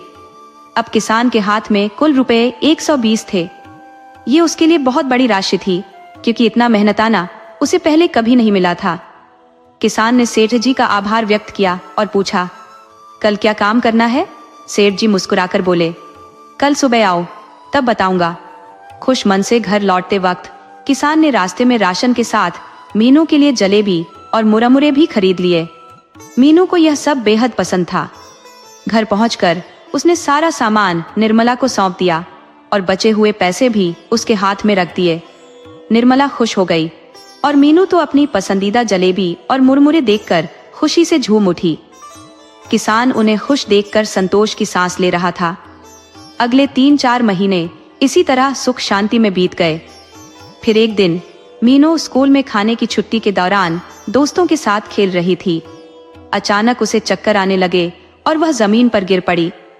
उसके साथ खेल रहे बच्चों ने तुरंत शिक्षकों को सूचना दी। अध्यापकों ने बिना देरी किए मीनू को पास के अस्पताल में भर्ती कराया और किसान और निर्मला को इसकी सूचना दी। निर्मला घर छोड़कर भागी और किसान ने सेठ जी के यहाँ काम अधूरा छोड़ दिया। दोनों जल्द से जल्द अस्पताल पहुंचे। निर्मला पहले ही वहां पहुंच चुकी थी। मीनू को डॉक्टर साहब अंदर के कमरे में देख रहे थे। निर्मला अपने साथ आई पड़ोस की देवकी भाभी के साथ आंगन में बैठी थी। तभी किसान तेज कदमों से आता दिखाई दिया। निर्मला ने उसे देखा और आंखों से आंसू बहने लगे। वह दौड़कर किसान से लिपट गई और फूट फूट कर कहने लगी, देखिए ना, हमारी मीनू को क्या हो गया है? वह न आंखें खोल रही है, न कुछ बोल रही है। किसान ने उसे शांत करने की कोशिश की। अरे, रो क्यों रही हो? कुछ नहीं होगा। बच्चे ऐसे ही बीमार पड़ते रहते हैं, गिरते पड़ते रहते हैं। अभी दौड़ती हुई बाहर आएगी हमारी मीनू। हालांकि किसान का दिल भीतर से टूट रहा था, लेकिन निर्मला के सामने उसने अपनी भावनाओं को छिपा लिया। तभी डॉक्टर साहब बाहर आए। किसान और निर्मला ने उनके पास जाकर मीनू की हालत के बारे में पूछा। डॉक्टर साहब ने गंभीर स्वर में उन्हें अपने कमरे में बुलाया। देखिए मिस्टर किसान, उन्होंने कहना शुरू किया, पर फिर रुक गए। किसान और निर्मला की बेचैनी बढ़ गई। डॉक्टर साहब, आखिर बात क्या है? किसान ने व्याकुल होकर पूछा। डॉक्टर साहब ने उन्हें संयम से काम लेने को कहा और बोले, मीनू के दिल में एक छोटा सा छेद है, उसे तुरंत ऑपरेशन की आवश्यकता है। किसान ने हड़बड़ाते हुए पूछा, अगर ऑपरेशन नहीं किया तो क्या होगा? डॉक्टर साहब ने गहरी सांस लेकर कहा, तो मीनू की जान को खतरा हो सकता है। ये सुनकर कमरे में सन्नाटा छा गया। किसान और निर्मला एक दूसरे को देख रहे थे। दोनों के चेहरों पर गहरी चिंता थी। डॉक्टर साहब ने उन्हें ढांढस बंधाया, आप चिंता मत करें, ऑपरेशन के बाद मीनू पूरी तरह ठीक हो जाएगी। निर्मला गिड़गिड़ाने लगी, डॉक्टर साहब प्लीज जल्दी से ऑपरेशन कर दीजिए, मेरी बच्ची को बचा लीजिए। किसान ने आंखों में छलकते आंसुओं को रोकते हुए डॉक्टर से पूछा, इस ऑपरेशन का खर्चा कितना होगा? डॉक्टर ने बताया, यह ऑपरेशन करीब 20 से 30 हजार रुपए का पड़ेगा। ये सुनकर किसान स्तब्ध रह गया और निर्मला रोने लगी। किसान ने उसे संभालते हुए डॉक्टर से कहा, डॉक्टर साहब मेरी बच्ची को किसी भी तरह बचा लीजिए, मैं किसी भी तरह से पैसे का इंतजाम कर लूंगा, आप बस ऑपरेशन शुरू कीजिए। फिर दोनों उस कमरे में गए जहां मीनू को रखा गया था। मीनू चारपाई पर ऐसे सो रही थी मानो कुछ हुआ ही ना हो। किसान ने मीनू के सिर पर अपना हाथ फेरा, जबकि निर्मला उसका नन्हा हाथ पकड़कर रोती रही। कुछ ही क्षणों में मीनू ने अपने छोटे छोटे हाथ हिलाना शुरू किया। धीरे धीरे उसकी पलकों ने भारीपन छोड़ दिया और उसने अपनी आंखें खोल दी। किसान ने मीनू की ओर देखा और अपनी पत्नी निर्मला को इशारे में आंसू पोंछने को कहा। जैसे ही मीनू ने अपनी आंखें पूरी तरह खोली, सामने अपने माता पिता को पाया। उसने चारों ओर नजर दौड़ाई और तुरंत समझ गई कि वह अस्पताल में है। उसने धीमे स्वर में कहा, अम्मा, बाबा, मैं अब कभी स्कूल में दौड़ते भागते नहीं खेलूंगी, वहीं खेलते खेलते गिर गई थी।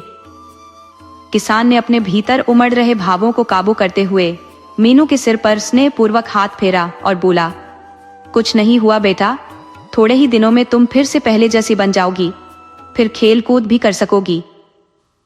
निर्मला, जो अपने आंसुओं को रोकने की पूरी कोशिश कर रही थी, आखिरकार अपने जज्बातों पर काबू खो बैठी। उसने मीनू का नन्हा हाथ अपने गालों पर रखा और उसे चूमने लगी। मीनू ने मां की इस अद्भुत करुणा को महसूस करते हुए मासूमियत से पूछा, अम्मा, आपको क्या हो गया है? इतना प्यार क्यों आ रहा है मुझ पर? फिर उसने बाबा की ओर देखते हुए कहा, मुझे कुछ नहीं हुआ है, अब तो जल्दी से घर ले चलो ना। निर्मला की जुबान बंद थी, वह कुछ बोल ही नहीं पा रही थी। किसान ने मीनू को सांत्वना देते हुए कहा, हाँ मीनू, हम जल्द ही घर चलेंगे, बस अभी थोड़ी देर यहीं रहना होगा। मीनू को समझाकर किसान अस्पताल के बाहर निकल आया। वहां एक पेड़ के नीचे वह अपने कुछ दोस्तों के साथ बैठा हुआ गहरी सोच में डूबा था। उसके मित्र उसे तमाम तरह की सलाह दे रहे थे, लेकिन किसान किसी निर्णय पर नहीं पहुंच पा रहा था। अचानक वह उठा, अपने 2 दोस्तों से अस्पताल में रुकने को कहा और एक अन्य मित्र को साथ लेकर कहीं निकल गया। रात काफी बीत चुकी थी जब किसान अस्पताल वापस आया। वह मीनू के वार्ड के बाहर एक कुर्सी पर सिर झुकाकर बैठा था। उसका वह दोस्त अब उसके साथ नहीं था। अंदर निर्मला मीनू के पास बैठी थी और उसकी देखभाल कर रही थी। किसान ने चेहरा नीचे कर लिया। जहां वह गया था वहां की सारी घटनाएं उसकी आंखों के सामने घूमने लगी। वह और उसका मित्र उस सेठ जी के घर गए थे जहां किसान काम करता था। जैसे ही वे सेठ जी के घर के गेट के पास पहुंचे, वहां भीड़ जमा थी, चारों ओर हलचल थी। दोपहर में जब किसान अस्पताल से लौट रहा था, वहां कोई भीड़ नहीं थी। वह हैरान था कि आखिर यह सब क्या हो गया।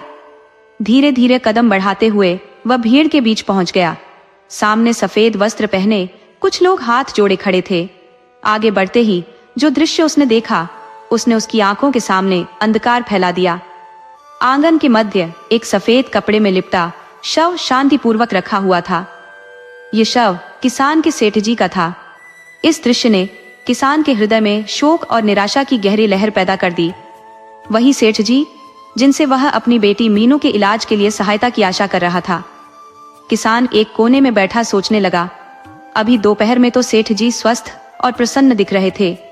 उन्होंने स्वयं कहा था, अस्पताल जाओ और मीनू की स्थिति देखो, यदि किसी भी चीज की आवश्यकता हो तो मुझे बताना। परंतु अब यहाँ इस दुखद घटना ने किसान की सोचने समझने की शक्ति को जड़ कर दिया। कुछ समय बाद वह धीरे धीरे उठा और सेठ जी के बेटे के पास गया। बेटा घर के दरवाजे पर खड़ा था, उसकी आंखों में अश्रु थे। किसान ने अत्यंत धीमे स्वर में पूछा, यह सब कैसे हुआ? बेटे ने गहरी सांस लेते हुए बताया, पिताजी को अचानक दिल का दौरा पड़ा और वे हमें छोड़कर चले गए। उनकी इस आकस्मिक विदाई ने सबको स्तब्ध कर दिया है। किसान के हृदय में चल रही पीड़ा और दुविधा को शायद वह स्वयं भी शब्दों में व्यक्त नहीं कर सकता था। अस्पताल में मीनू का उपचार अधूरा था और अब उसकी सारी उम्मीदें टूट चुकी थी। अगले दिन सुबह सूरज की किरणें किसान के चेहरे पर पड़ रही थी। उसने अपनी आंखें खोली और चारों ओर देखा। कुर्सी से उठकर वह खड़ा हुआ और भीतर जाकर मीनू पर एक नजर डाली। मीनू शांति से सो रही थी और उसकी खटिया के पास निर्मला बैठी हुई नींद के आगोश में थी। बाहर आया तो उसके कुछ मित्र उसके लिए चाय और नाश्ता लेकर आए थे। किसान ने हल्के से मुस्कुराते हुए कहा, तुम लोगों को इतनी तकलीफ करने की क्या जरूरत थी? दोस्तों ने उसे समझाया, यह तो हमारा कर्तव्य था। नाश्ता करने के बाद वे बाहर गए, जहां दोस्तों ने एक छोटी सी पोटली किसान के हाथ में थमाई। उसमें कुछ पैसे थे। किसान ने पहले लेने से मना कर दिया, परंतु दोस्तों के जोर देने पर उसे स्वीकार करना पड़ा। पोटली में कुल 6,000 रुपए थे। किसान ने तुरंत अस्पताल जाकर पैसे जमा किए और बाकी की रकम जल्द लाने का वादा किया। फिर वह सेठ जी के बेटे अजय से मिलने के लिए अपने एक मित्र को साथ लेकर सेठ जी के घर पहुंचा। अजय उस समय मेहमानों के साथ वार्तालाप में व्यस्त था। किसान ने पास खड़े एक व्यक्ति को इशारा किया कि अजय को बुलाए। अजय ने मुड़कर देखा और तुरंत किसान के पास आ गया। उसने किसान को पहचानते हुए कहा, तुम हमारे बगीचे में काम करते हो ना? पिताजी ने तुम्हारे बारे में बताया था और कहा था कि तुम्हारी मदद की जाए। तुम्हारी बेटी अब कैसी है? किसान ने अपनी नजरें झुका ली और हाथ जोड़ते हुए धीमे स्वर में कहा, डॉक्टर साहब ने बताया कि मीनू के दिल में छेद है, अगर तुरंत ऑपरेशन नहीं हुआ तो। इतना कहते कहते किसान का गला रुंध गया। अजय ने उसकी पीठ थपथपाई और सांत्वना देते हुए कहा, चिंता मत करो, सब ठीक हो जाएगा। ये कहते हुए उसने अपनी जेब से कुछ नोट निकाले, किसान की ओर बढ़ाए और बोला, ये पैसे रख लो, पिताजी की ओर से मदद है।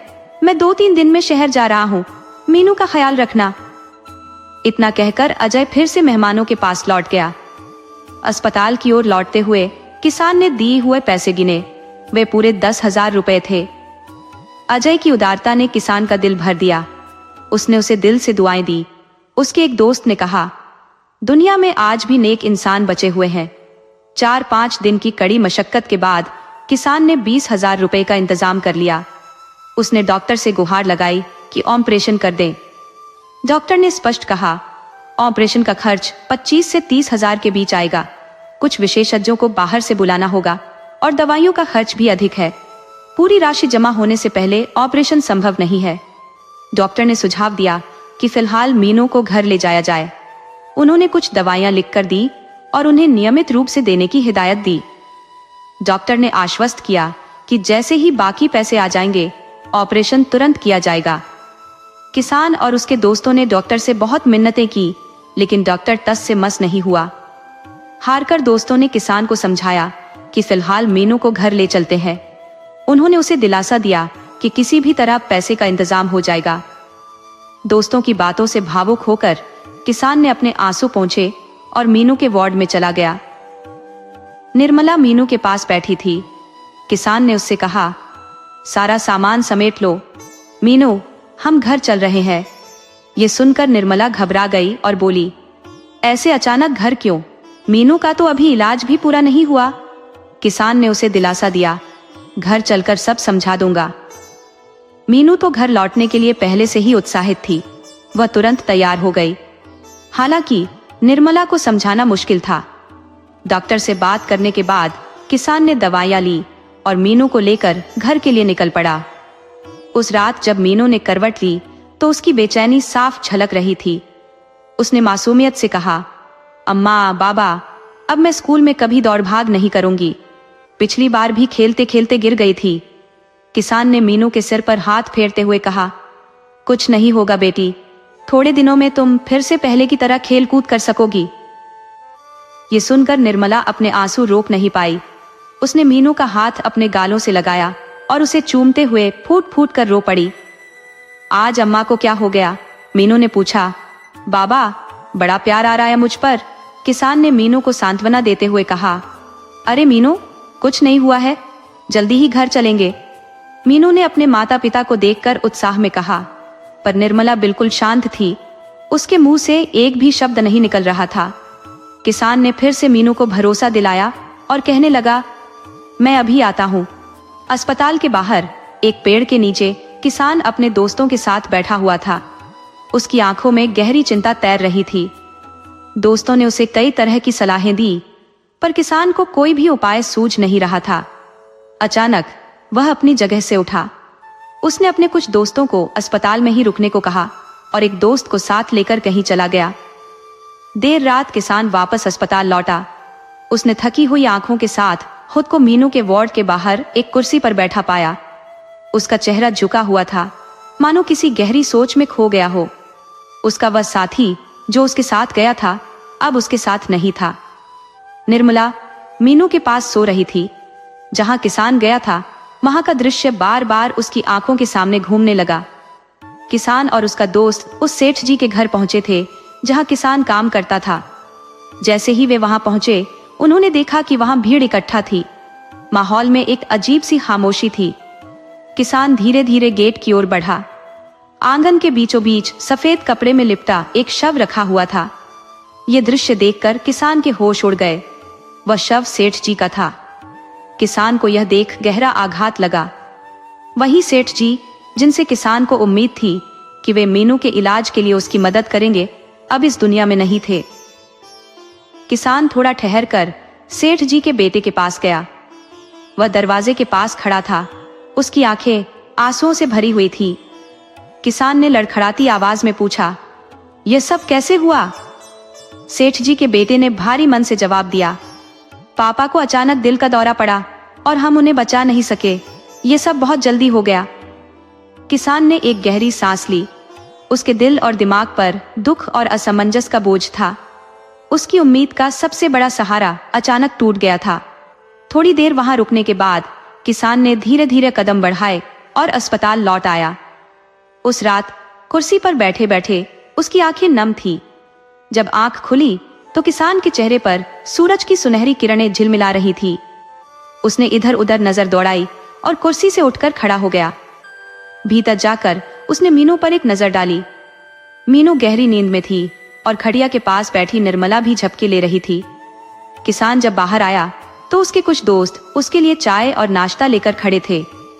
किसान ने उन्हें देखकर कहा, इसकी क्या जरूरत थी?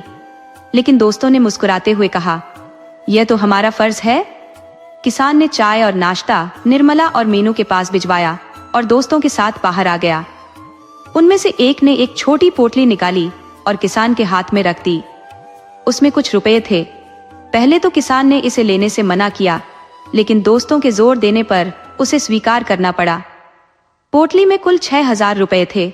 किसान ने उन पैसों को तुरंत डॉक्टर के पास जाकर जमा किया और बाकी रकम जल्द लाने का वादा किया। किसान का मन बार बार सेठ जी के बेटे अजय से मिलने को कह रहा था। वह अपने एक दोस्त को साथ लेकर फिर से सेठ जी के घर गया। वहां अजय मेहमानों के साथ बातचीत में व्यस्त था। किसान ने एक आदमी को इशारा किया कि अजय को बुला दे। अजय ने पीछे मुड़कर देखा और तुरंत किसान के पास आ गया।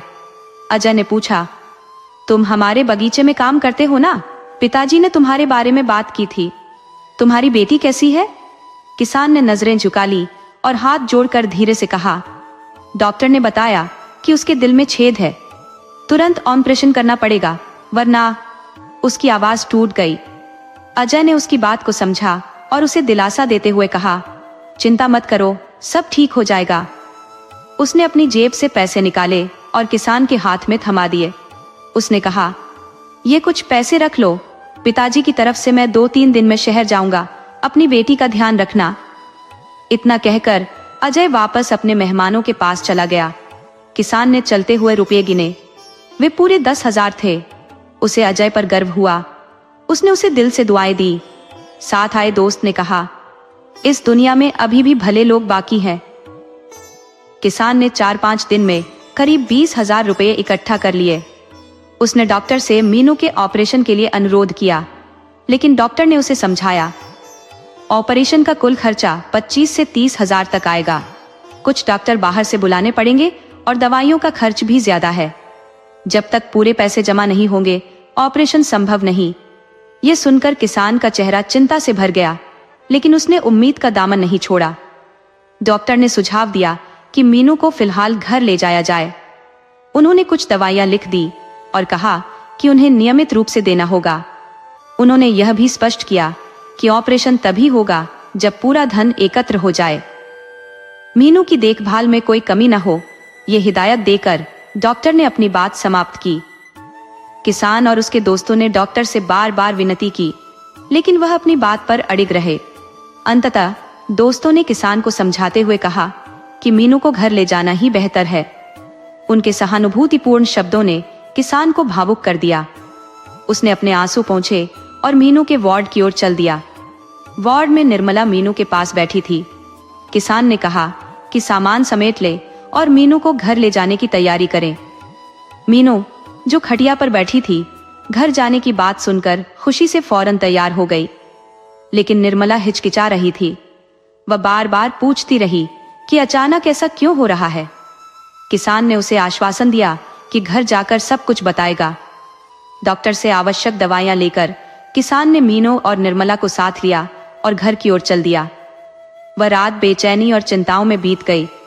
सुबह हुई तो पक्षियों की चहचहाहट के बीच किसान को मीनू की पढ़ाई करने की आवाज याद आई।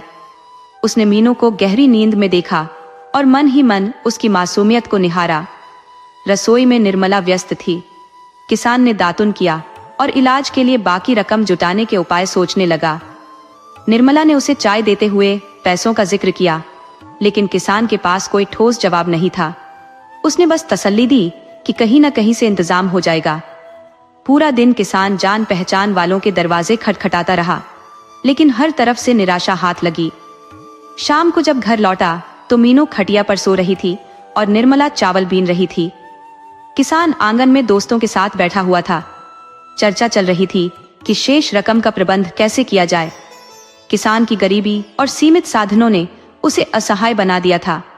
न तो जमीन थी न गहने जिन्हें बेचकर धन जुटाया जा सके।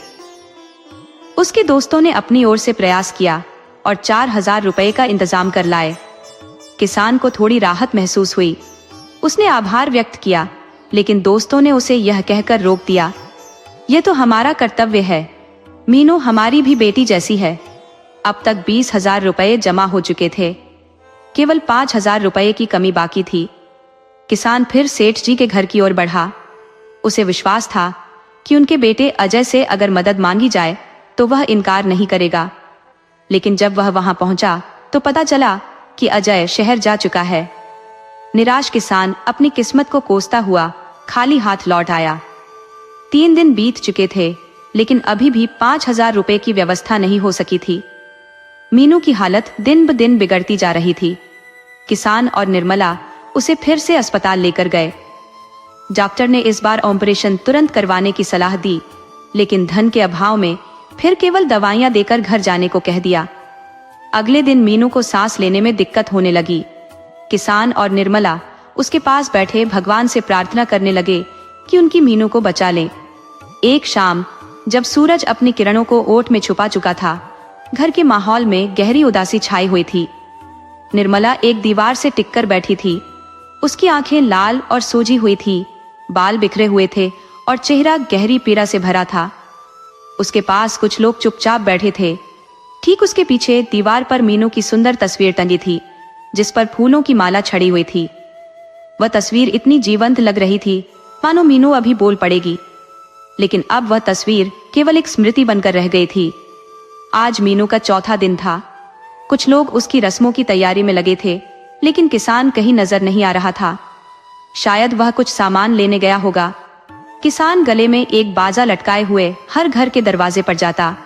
वह धीमे धीमे बाजा बजाता और एक ही सवाल पूछता, क्या मीनू यहाँ आई थी? खेलते खेलते कहीं आपके घर तो नहीं पहुंच गई?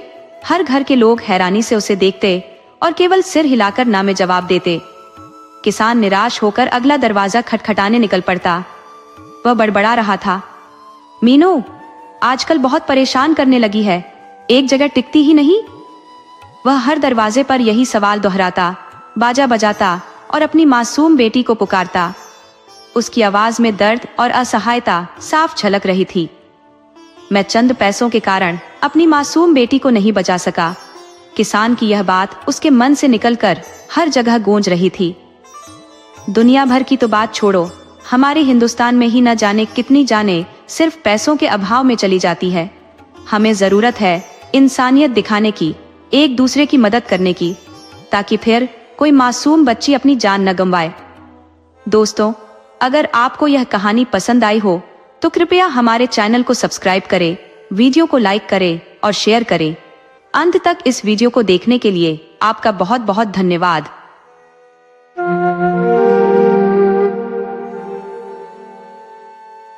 एक गांव के सुदूर कोने में एक गरीब परिवार बसता था। इस परिवार की जिंदगी मजदूरी में उलझी हुई थी। माँ और बेटी दोनों ही सूरज उगने से पहले काम की तलाश में निकल पड़ते थे। लेकिन आज पौ फटने वाली थी और कमली अभी भी नींद के आगोश में थी। उसकी माँ धनिया उसे कई बार आवाज दे चुकी थी, कमली और जा बेटा, पौ फटने वाली है। पर कमली पर नींद हावी थी। जैसे ही 2 घरों से काम पर बुलावा आया, धनिया की बौखलाहट बढ़ गई। उसने सख्ती से कहा, कमली आज तुझे काम पर नहीं जाना क्या? उसकी आवाज में नाराजगी छलक रही थी। वह उसके पास पहुंची और अपनी एड़ी की एक जोरदार चोट कमली की कमर पर जड़ते हुए बोली, क्या आज चौधरी साहब के घर नहीं जाना है? कमली ने भारी मन से उत्तर दिया, माँ आज काम करने का मन नहीं है, जाकर कह देना। धनिया का चेहरा गुस्से से तमतमा उठा। ये क्या कह रही है तू छोरी? अगर तू काम पर नहीं जाएगी तो हम क्या खाएंगे? क्या तू चाहती है कि तेरे भाई बहन भूखे रहें? और तुझे पता है मेरा 9वां महीना चल रहा है, सुबह से ही भूख सताने लगती है। उसने क्रोध में एक और लात कमली के ऊपर जड़ दी, जिससे कमली तिलमिला उठी। चोट की पीड़ा में तिलमिलाती हुई कमली ने एक आहत शेरने की भांति जवाब दिया, अगर तुम काम नहीं कर सकती तो इतने बच्चे क्यों पैदा करती हो? क्या मैं सबका पेट भरने का ठेका लेकर आई हूँ? कमली की इस बात ने धनिया को आग बबूला कर दिया। उसने गुस्से में कमली के बालों को झटकते हुए कहा, ये तेरी जो लंबी जुबान है ना, उसे खींचकर हाथ में दे दूंगी। जितनी बड़ी तू है उससे ज्यादा तेज तेरी जुबान चलती है। ये सब सीख कर आती है कहाँ से? अपनी माँ का यह उग्र रूप देखकर कमली चुप हो गई। धनिया ने उसे तब तक पीटा जब तक उसकी सांसें थकी हारी ना हो गई। इधर चौधरी चंद्रभान के घर का हाल बुरा था। कमली के न आने से सारा घर अस्त व्यस्त पड़ा था। काम की मारामारी मची हुई थी। चौधरी की बड़ी बहू ममता मायके गई थी और छोटी बहू धनवर्षा, जो अपने मायके से भारी दौलत लाकर आई थी, काम करने की आदत से कोसों दूर थी। उधर चौधरी साहब की धर्मपत्नी, जिनका वजन इतना बढ़ चुका था कि बमुश्किल उठ पाती, बस तभी उठती जब सफाई की जरूरत महसूस होती। आज सुबह जब चौधराइन ने सोकर उठते ही देखा कि न तो झाड़ू लगा है और न रसोई घर से बर्तनों की खतर पटर की आवाज आ रही है, तो हैरान होकर धीरे धीरे रसोई घर की ओर बढ़ी। इतने में चौधरी साहब ने पुकारा, क्या शिव की अम्मा आज नाश्ता नहीं मिलेगा? चौधराइन चौंकते हुए बोली, अब तक चाय नाश्ता नहीं मिला? मैं भी सोच रही थी आज घर में इतनी शांति क्यों है। ये कहते हुए उसने भी कमली को आवाज लगाई।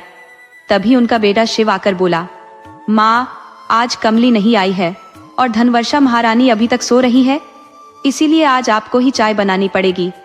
उसी समय रुद्रांश भी बाहर आ गया और व्यंग्य भरे स्वर में शिव से बोला, क्या हमारी माँ चाय नहीं बनाएंगी? जाओ कमली को वापस बुला लो या फिर अपनी बीवी से कहो, आखिरकार तुम तो जोरू के गुलाम हो। जोरू का गुलाम शब्द सुनते ही शिव का चेहरा तमतमा उठा और उसने रुद्रांश को उत्तर दिया, भैया आप बड़े हैं, आपका मान रखता हूं, लेकिन इसका ये मतलब नहीं कि आप कुछ भी कहेंगे। मैंने कब कहा था कि मेरी शादी इतने बड़े घर में करा दो? और माँ को भी तो बहुत दहेज चाहिए था, है ना माँ? मैं सही कह रहा हूं ना? इस पर चौधराइन ने हामी भरते हुए कहा, हाँ बेटा, पर ममता भी तो अपने मायके से ढेर सारा दहेज लेकर आई थी, उसके तो कभी ऐसे नखरे नहीं हुए। अपनी माँ की ये बात सुनकर रुद्रांश ने बीच में ही हस्तक्षेप करते हुए कहा, कुछ नहीं माँ, ये सब शिव को बिगाड़ने का परिणाम है। नहीं तो आज हमारे घर में किसी की हिम्मत नहीं थी कि सबके सामने अपनी जुबान चला सके। इस बीच चौधरी चंद्रभान के घर में वाकयुद्ध छिड़ा हुआ था और उसकी गूंज रुद्रांश की बहन के घर तक पहुंच रही थी। सभी घर वाले इस जुबानी तकरार का मजा उठा रहे थे, जैसे कभी खुद चौधरी चंद्रभान उठाया करते थे। दोनों भाई कहने को तो सगे थे, पर उनके बीच हमेशा मतभेद बने रहते थे। यही कारण था कि घर के बीचों बीच एक दीवार खड़ी कर दी गई थी, मगर दीवारें भले ही ठोस होती है, पर उनकी दरारों से बातें आर पार हो जाती थी। दूसरी ओर चौधरी उदयभान का बेटा वंश तो अपने पिता के नाम की शोहरत में इजाफा ही कर रहा था। वह परिवार का इकलौता चिराग था, और हालांकि उसकी 2 बहनें भी थीं, पर उनके अस्तित्व की कोई गिनती न थी। चौधरी चंद्रभान का गांव में मान सम्मान बहुत था, पर उनके साहस में इतनी भी कुव्वत नहीं थी कि चौधराइन के सामने अपनी बात रख सके। माँ बेटों की गर्मागर्म बहस सुनकर चौधरी चंद्रभान बाहर आए और सीधे कमली के घर की ओर बढ़ चले। उधर धनिया का गुस्सा कमली को पीटकर भी शांत न हुआ। उसने पहले तो कमली की जमकर पिटाई की और फिर उसकी तरफ देखते हुए अश्रुपूरित आंखों से पछतावे के आंसू बहाने लगी। धनिया के इस कटु स्वभाव और कठोर व्यवहार के पीछे वर्षों का संचित अपमान और तिरस्कार छुपा था। ये सब एक दिन में नहीं उभरा था, बल्कि धीरे धीरे उसके अंदर जड़ें जमाई थी। गांव में जातिगत विभाजन ने समाज को बांट दिया था, जहां हर मोहल्ला किसी न किसी जाति के नाम से पहचाना जाता था। ठाकुरों के इलाके को ठाकुर टोली, पंडितों के क्षेत्र को पांडे टोला और सुनारों के मोहल्ले को सुनार टोली कहा जाता था। इसके अलावा भी अनेक जातियों के लोग गांव में रहते थे, जिन्हें उनकी जातियों के अनुसार पहचाना जाता था। सुनार टोली के इसी इलाके में राजमुनि सुनार का घर था। उनका धंधा एक पुरानी गोदरेज की अलमारी में सिमटा हुआ एक छोटी सी दुकान में चलता था। उनकी एक और दुकान थोड़ी दूर कस्बे की मुख्य बाजार में भी थी। गांव में कोई भी शादी ब्याह हो, लोग गहनों की खातिर सिर्फ राजमुनि सुनार के पास ही जाते थे। इसका एक कारण यह भी था कि राजमुनि पुरानी गहनों को गिरवी रखकर लोगों को उधार दे देते थे, जिससे लोगों का विश्वास उन पर और बढ़ जाता था। राजमुनि सुनार के 5 बेटे थे। सबसे बड़े केदार मुनि और शिव मुनि कस्बे की दुकान संभालते थे, जबकि नारद मुनि घर की दुकान पर हुकूमत जमाए बैठे थे। चौथे नंबर पर थे गिरधर मुनि, जिनकी शराब की आदत ने उन्हें घर वालों की नजर में नालायक बना दिया था। वह किसी काम काज में दिलचस्पी नहीं रखते थे और वाकई में उनकी गिनती गांव के निठल्लों में होती थी। सबसे छोटे तेज मुनि नाम के साथ साथ दिमागी तौर पर भी तेज थे, जिनकी पढ़ाई इलाहाबाद में चल रही थी। राजमुनि सुनार का गांव में रुतबा ऐसा था कि उनके सभी बेटों के विवाह अच्छे घरों में किए गए। जब धनिया ब्याह कर आई थी तो ढेर सारा सोना साथ लाई थी, जिसके कारण उसकी ससुराल में अहमियत थी। वक्त बीता और वह धनिया से बस नाम की रह गई। उसकी पहचान कहीं खो सी गई। राजमुनि के निधन के बाद परिवार में बंटवारा हुआ। गिरधर मुनि ने जो हिस्सा पाया उसे एक छोटी दुकान खोल ली, लेकिन शराब की लत ने जल्द ही उस कारोबार को भी निगल लिया। धीरे धीरे उसकी नजरें धनिया के गहनों पर टिकने लगी और उसने एक एक कर सारे गहने बेच डाले। इस दरमियान धनिया 5 बच्चों की मां बन चुकी थी और घर चलाने के लिए अब वह दूसरों के घरों में काम करने लगी थी। गिरधर मुनि रात को शराब के नशे में घर आता, धनिया पर हाथ उठाता और अपनी जरूरतें पूरी कर निकल जाता। इस दुर्दशा के कारण धनिया शारीरिक और मानसिक रूप से कमजोर हो गई थी। उसकी बड़ी बेटी कमली ने जिम्मेदारियों को समझते हुए काम पर जाना शुरू कर दिया, जबकि छोटी गूंजा गांव की एक मिठाई की दुकान पर थोड़ी मदद कर देती। बदले में उसे बची खुची मिठाइयां मिलती। गूंजा उन मिठाइयों को लेकर घर लौटती, जहां वह अपने भाई बहनों के साथ मिलकर उन्हें बांट लेती। गिरधर मुनि के नशे की आदतों से तंग आकर उनके भाइयों ने अब उससे बात करना ही छोड़ दिया था। जब वह शराब के नशे में होता तो किसी की सुनता नहीं था। आखिरकार दुनिया तो केवल पैसे वालों को ही सलाम करती है। ऐसे निठल्लों की किसी को परवाह नहीं होती। समाज भी उन्हें हिकारत की नजर से देखता है और परिवार की नजरों में वे बोझ बन जाते हैं। चौधरी चंद्रभान जो घर से गुस्से में निकले थे, धनिया के घर पहुंचते ही उनका सारा गुस्सा ठंडा पड़ गया। कमली ने उन्हें देखते ही पूछा, काका, चाय तो बनाकर नहीं पी होगी? पर घर में दूध शक्कर नहीं है, गुड़ वाली काली चाय बना दो, चंद्रभान ने कहा। बिटिया, घर चलकर चाय बना दो, अभी हमने कुछ नहीं पिया, कमली ने उत्तर दिया। काका, आज मैं काम पर नहीं जाऊंगी, चौधरी साहब ने पूछा। बिटिया, अगर तुम काम पर नहीं आओगी तो हमारा चूल्हा कैसे जलेगा? कमली ने दृढ़ता से कहा। चाहे जैसे भी चले काका, लेकिन आज कमली काम पर नहीं जाएगी, और चाय का गिलास उनके हाथ में थमा दिया। तभी बरामदे से धनिया की आवाज आई। मैं भी यही कह रही हूं भाई जी, पर यह लड़की है कि किसी की सुनती ही नहीं, और वह वहीं खड़ी रह गई। धनिया की बात पर चौधरी साहब ने कमली का समर्थन करते हुए कहा, क्या करें बेचारी, अभी इसकी उम्र ही कितनी है, आज उसका दिल नहीं होगा कुछ करने का। ये कहकर चौधरी साहब धनिया के घर से विदा हो गए। उनके जाने के तुरंत बाद ही शिव वहां आ धमका और कमली पर बरस पड़ा। तुम्हें हर महीने तनख्वाह देते हैं, हम मुफ्त में काम नहीं करवाते, जो तुम बिना बताए काम पर नहीं आओगी। कमली ने जवाब दिया, आप जितनी तनख्वाह देते हो उससे कहीं ज्यादा मेहनत करती हूँ, लेकिन आज मेरा मन नहीं है छोटे चौधरी, इसलिए मैं आज काम पर नहीं जाऊंगी। इतना कहकर कमली अपने घर के अंदर चली गई और उसके पीछे पीछे धनिया भी। शिव बिना कुछ कहे अपने घर लौट गया। सुबह की बातों ने धनिया के दिल में गहरी चोट दी थी, लेकिन उसे कमली के तानों से ज्यादा दुख इस बात का था कि उसकी मासूम बेटी के अंदर विद्रोह की यह चिंगारी उसने खुद ही तो भड़काई थी, जो कमली को उसका बचपन छीनकर ऐसे कामों में लगा दिया था जिन्हें करने में बड़े बड़े लोगों के पसीने छूट जाते हैं। आखिर कमली की उम्र ही क्या थी, बस 12 साल के आसपास। इस उम्र में धनिया खुद तो दूसरों की गोद में बैठकर खेला करती थी, मगर आज हालात ऐसे थे कि वह अपनी मजबूरियों के आगे झुककर अपनी बच्ची से काम करवाने पर मजबूर थी। यही सोचकर धनिया की आंखों से आंसू बहने लगे। अचानक धनिया को प्रसव पीड़ा होने लगी। उसकी चीखें सुनकर कमली बाहर आई और पूछा, माँ, क्या हुआ, बहुत दर्द हो रहा है क्या? धनिया ने दर्द में कहा। कमली, जल्दी से दाई चाची को बुला ला, और अगर तेरा बापू कहीं दिखे तो उसे भी बुला लेना। कमली भागी भागी दाई चाची के पास गई, लेकिन गिरधर मुनि का कहीं पता न था। दाई चाची ने कमली को कुछ जरूरी सामान लाने को कहा। कमली ने घर का कोना कोना छान मारा, मगर उसे 1 रुपया तक नहीं मिला। धनिया जो थोड़ी बहुत जमा पूंजी छिपा कर रखती थी, उसे भी गिरधर मुनि ढूंढकर उड़ा देता था। कमली की समझ में नहीं आ रहा था कि क्या करे और कहां से पैसे लाए। तभी उसे चौधरी साहब से उधार मांगने का ख्याल आया। उसे यकीन था कि चौधरी साहब उसे मना नहीं करेंगे। यह सोचकर वह तेज कदमों से उनके घर की ओर बढ़ गई। उधर कमली के काम पर न आने से शिव का गुस्सा ठंडा नहीं हुआ था। वह घर लौटते ही उबल पड़ा और रुद्राक्ष चौधरी ने आग में घी डालते हुए तंज कसा। अपनी बीवी पर तो कुछ कर नहीं सकते, बड़े बने थे कमली को लाने, और देखो नाक कट गई। यह सुनकर शिव के मन में आया कि बड़ा भाई समझकर जो इज्जत देता हूँ वह जरा सा फटकार में बदल दूं। वह सोचता रहा कि अगर भाभी के बारे में सच्चाई सबके सामने रख दूं तो जो आज ममता भाभी का गुणगान कर रहे हैं उन्हें पता चलेगा। लेकिन उसने चुप रहना ही बेहतर समझा। कमली की कही हुई बातें शिव चौधरी के अहंकार को चोट पहुंचा रही थी, और वह क्रोध में रह रह कर उबल रहा था। बार बार उसकी बेचैनी बढ़ती जाती, मानो किसी ने मधुमक्खी के छत्ते को छेड़ दिया हो और अब वो चारों ओर घूमते हुए डंक मारने के लिए तैयार हो।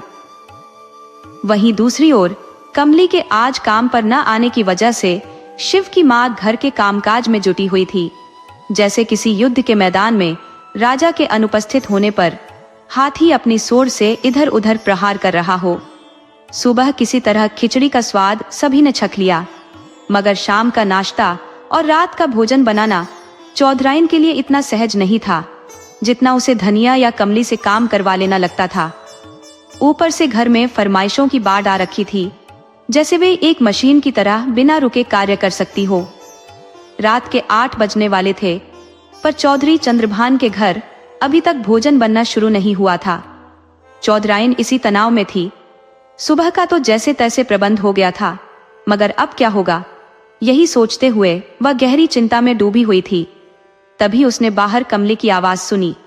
उस आवाज ने चौधराइन के चेहरे पर वैसी खुशी बिखेर दी जैसे तपती जमीन पर पानी की एक बूंद गिरने से बिखरती है। वह भीतर से उमंग से झूम उठी, लेकिन अपनी भावनाओं को छिपाते हुए बरामदे में जा खड़ी हुई और कमली और शिव की बातें सुनने लगी।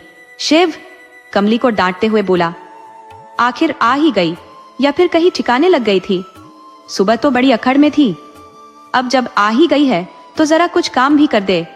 कहते हुए उसने अपने पैर फैलाए और आराम से बैठ गया। कमली ने शांत स्वर में जवाब दिया, छोटे भैया, मैं यहाँ काम करने नहीं आई हूँ। माँ जी कहाँ है? मेरी माँ की तबीयत बहुत खराब है, इसलिए कुछ रुपये उधार लेने आई हूँ। चौधरी काका दिख नहीं रहे हैं। शिव ने व्यंग्य से कहा, अच्छा तुझे उधार चाहिए? मगर तुझे उधार देगा कौन? बाबूजी तो यहाँ है नहीं। कहते हुए वह ठहाका मारकर हंस पड़ा। शिव की हंसी सुनकर कमली चुपचाप घर के अंदर चली गई और चौधराइन से बोली, काकी, मेरी माँ की हालत बहुत नाजुक है, हमें कुछ रुपये चाहिए। आप चाहे तो मुझसे वचन ले लो, मैं मेहनत करके हर एक पैसा चुका दूंगी। ये कहते हुए कमली की आंखें आंसुओं से भर गई। चौधराइन ने उसे चुप कराते हुए कहा, बेटी, इस वक्त मेरे पास एक भी पैसा नहीं है। चौधराइन की यह बात सुनकर शिव की पत्नी धनवर्षा, जो वहां खड़ी दोनों की बातें सुन रही थी, ने दरियादिली दिखाते हुए कुछ रुपए लाकर चुपके से कमली के हाथ पर रख दिए और कहा, ले कमली, अब जल्दी कर, वैसे भी तुझे बहुत देर हो गई है। इतना कहकर धनवर्षा अपने कमरे में लौट गई और कमली रुपये लेकर घर की ओर बढ़ने लगी। जैसे ही कमली ने चौधरी चंद्रभान के घर से बाहर कदम रखा, शिव की नजर उस पर पड़ी। उसने उसे रोकते हुए कहा, ये रुपये तुझे चुकाने होंगे, समझी? लेकिन कमली को समय की कमी महसूस हो रही थी, इसीलिए उसने शिव की बात का जवाब देना उचित नहीं समझा और तेज कदमों से पास की दुकान की ओर चल दी, जहां उसे जरूरत का सारा सामान मिल सकता था। सामान लेकर जब कमली अपने घर पहुंची तो वहां उमड़ी भीड़ ने उसे हक्का बक्का कर दिया। दरवाजे पर जमा लोगों को देखकर उसकी बेचैनी बढ़ गई। थोड़ा आगे बढ़कर उसने देखा कि उसकी बहनें बिलक बिलक कर रो रही थी। उसने स्थिति समझने की कोशिश की तो देखा कि धनिया जमीन पर निष्प्राण पड़ी है, मानो किसी गहरी तंद्रा में खो गई हो, और उसके सिरहाने गिरधर मुनिसर पटकते हुए रोते जा रहे थे। वे विलाप करते हुए कह रहे थे, तू हमें छोड़कर क्यों चली गई धनो? अब तेरे बिना इस जीवन की राह कैसे कटेगी? ये दृश्य देखकर कमली के हाथ से थैला गिर पड़ा और उसमें रखा डिटॉल जमीन पर बिखर गया। हड़बड़ाहट में वह टूटे कांच के टुकड़े बटोरने लगी, जिनमें से एक तेज धार वाला टुकड़ा उसके हाथ में चुभ गया। खून की पतली सी धारा फूट पड़ी और अपने लाल रंगे हाथों को देखकर कमली के भीतर की पीड़ा और क्रोध मुखर हो उठा। उसने गिरधर मुनि को झिंझोड़ते हुए कहा, तुम ही हमारी माँ के असली कातिल हो बाबूजी। कैसे तुम्हें बाबूजी कहूँ? शर्म तो तुम्हें आनी चाहिए, जिसने अपने परिवार को इस हाल में छोड़ दिया। कमली की आवाज कभी ऊंची होती तो कभी रुआसी, और वह अपने भाई बहनों को सांत्वना देने की कोशिश में खुद को रोक नहीं पा रही थी। वह उन मासूमों को उसी तरह चुप कराने लगी जैसे एक माँ अपने विलकते बच्चों को कलेजे से लगाकर दिलासा देती है।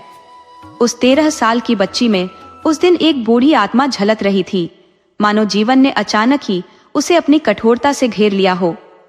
कमली की बातें सुनकर गिरधर मुनि ने उस नवजात बच्ची को उठा लिया, जिसे जन्म देते समय धनिया ने अपनी जान गंवा दी थी, और बर्बरता से कहते हुए बोले, जब मेरी धनिया ही अब इस दुनिया में नहीं रही तो तेरी जिंदा रहने की क्या जरूरत?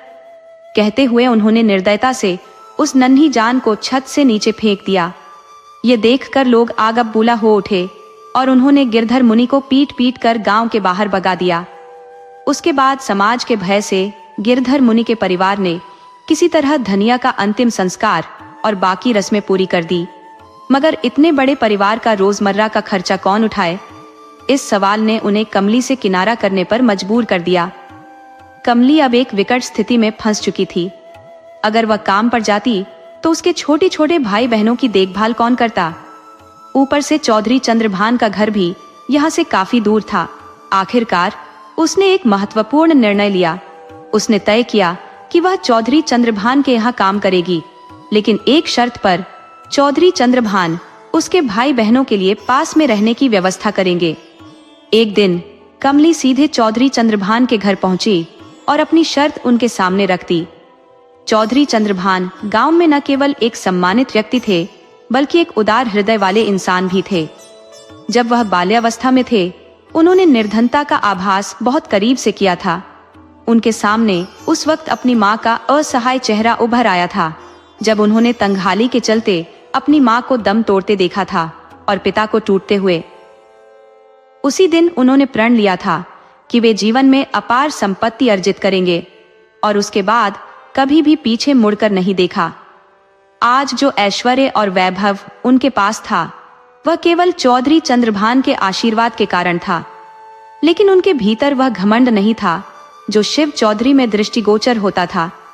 चंद्रभान के लिए हर इंसान समान था, इसी कारण कमली उन्हें चौधरी साहब नहीं बल्कि काका कहकर संबोधित करती थी। उनका विश्वास था कि सच्चे सम्मान की प्राप्ति के लिए पहले उसे देना पड़ता है। कमली का परिवार भी अच्छे संस्कारों से संपन्न था, लेकिन समय की कठोरता ने उसे उनकी दहलीज पर काम करने को मजबूर कर दिया।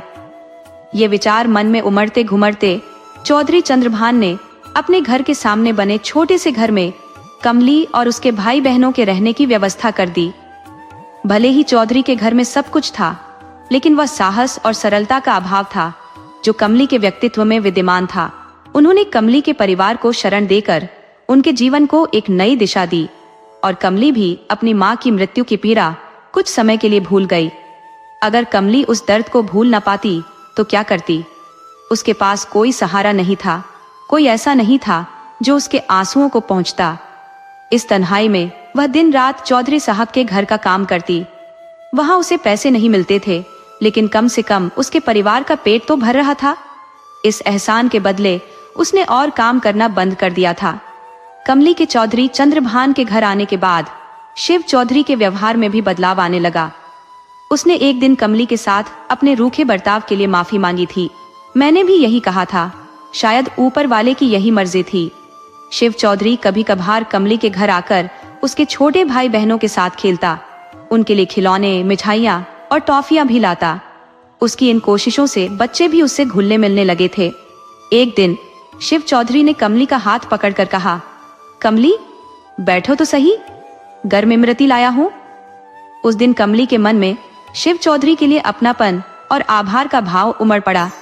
उसके हृदय में वही श्रद्धा जागृत हो गई जो किसी सहारा देने वाले के प्रति होती है। लेकिन उस 13 साल की अबोध बालिका को यह कहाँ मालूम था कि उसका शरीर किसी की घृणित इच्छाओं को पूरा करने का साधन बन सकता है। चौधरी चंद्रभान ने भले ही कमली और उसके परिवार को आश्रय दिया था, लेकिन वह इस बात से अनभिज्ञ थे कि उनके घर में भी एक दरिंदा छिपा बैठा था। वह बगुले की तरह अपनी आंखें गड़ाए मौके की तलाश में था कि कब शिकार मिले और वह उसे निगल जाए। एक दिन जब मौका मिला, शिव चौधरी ने मिठाई में नशीला पदार्थ मिला दिया और बेहोशी की हालत में वह घिनौना कृत्य कर डाला जिसकी किसी ने कल्पना भी नहीं की थी। सुबह जब कमली की आंखें खुली तो उसके शरीर में असहनीय पीड़ा हो रही थी। ऐसा दर्द मानो उसकी आत्मा को चीर रहा हो। बिस्तर से उठने की हिम्मत उसकी चेतना ने खो दी थी और उसकी मासूमियत का वह आखिरी हिस्सा भी मानो चकनाचूर हो गया था। उसी क्षण उसे अपने भीतर एक विचित्र अनुभूति हुई और फिर अत्यंत तीव्र पीड़ा ने उसे छटपटाने पर मजबूर कर दिया। किसी तरह उठकर चलने की कोशिश की तो उसने देखा कि बिस्तर पर रक्त फैला हुआ था। यह दृश्य देखकर कमली सिहर उठी और अपने शरीर को बार बार रगड़कर धोने लगी, परंतु रक्तस्राव थमने का नाम नहीं ले रहा था। भय से थरथराती कमली रोने लगी और उस दिन वह काम पर भी नहीं गई। जब काफी देर हो गई और कमली नहीं पहुंची तो चौधराइन को चिंता होने लगी कि आज आखिर मामला क्या है। शिव चौधरी ने आकर जानकारी दी, माँ, आज कमली की तबीयत कुछ ठीक नहीं है, इस कारण वह काम पर नहीं आएगी। कमली की तबीयत बिगड़ने की खबर से चौधराइन की चिंता और बढ़ गई। उन्होंने बड़ी बहू ममता को घर का कामकाज संभालने को कहकर कमली को देखने का निर्णय लिया।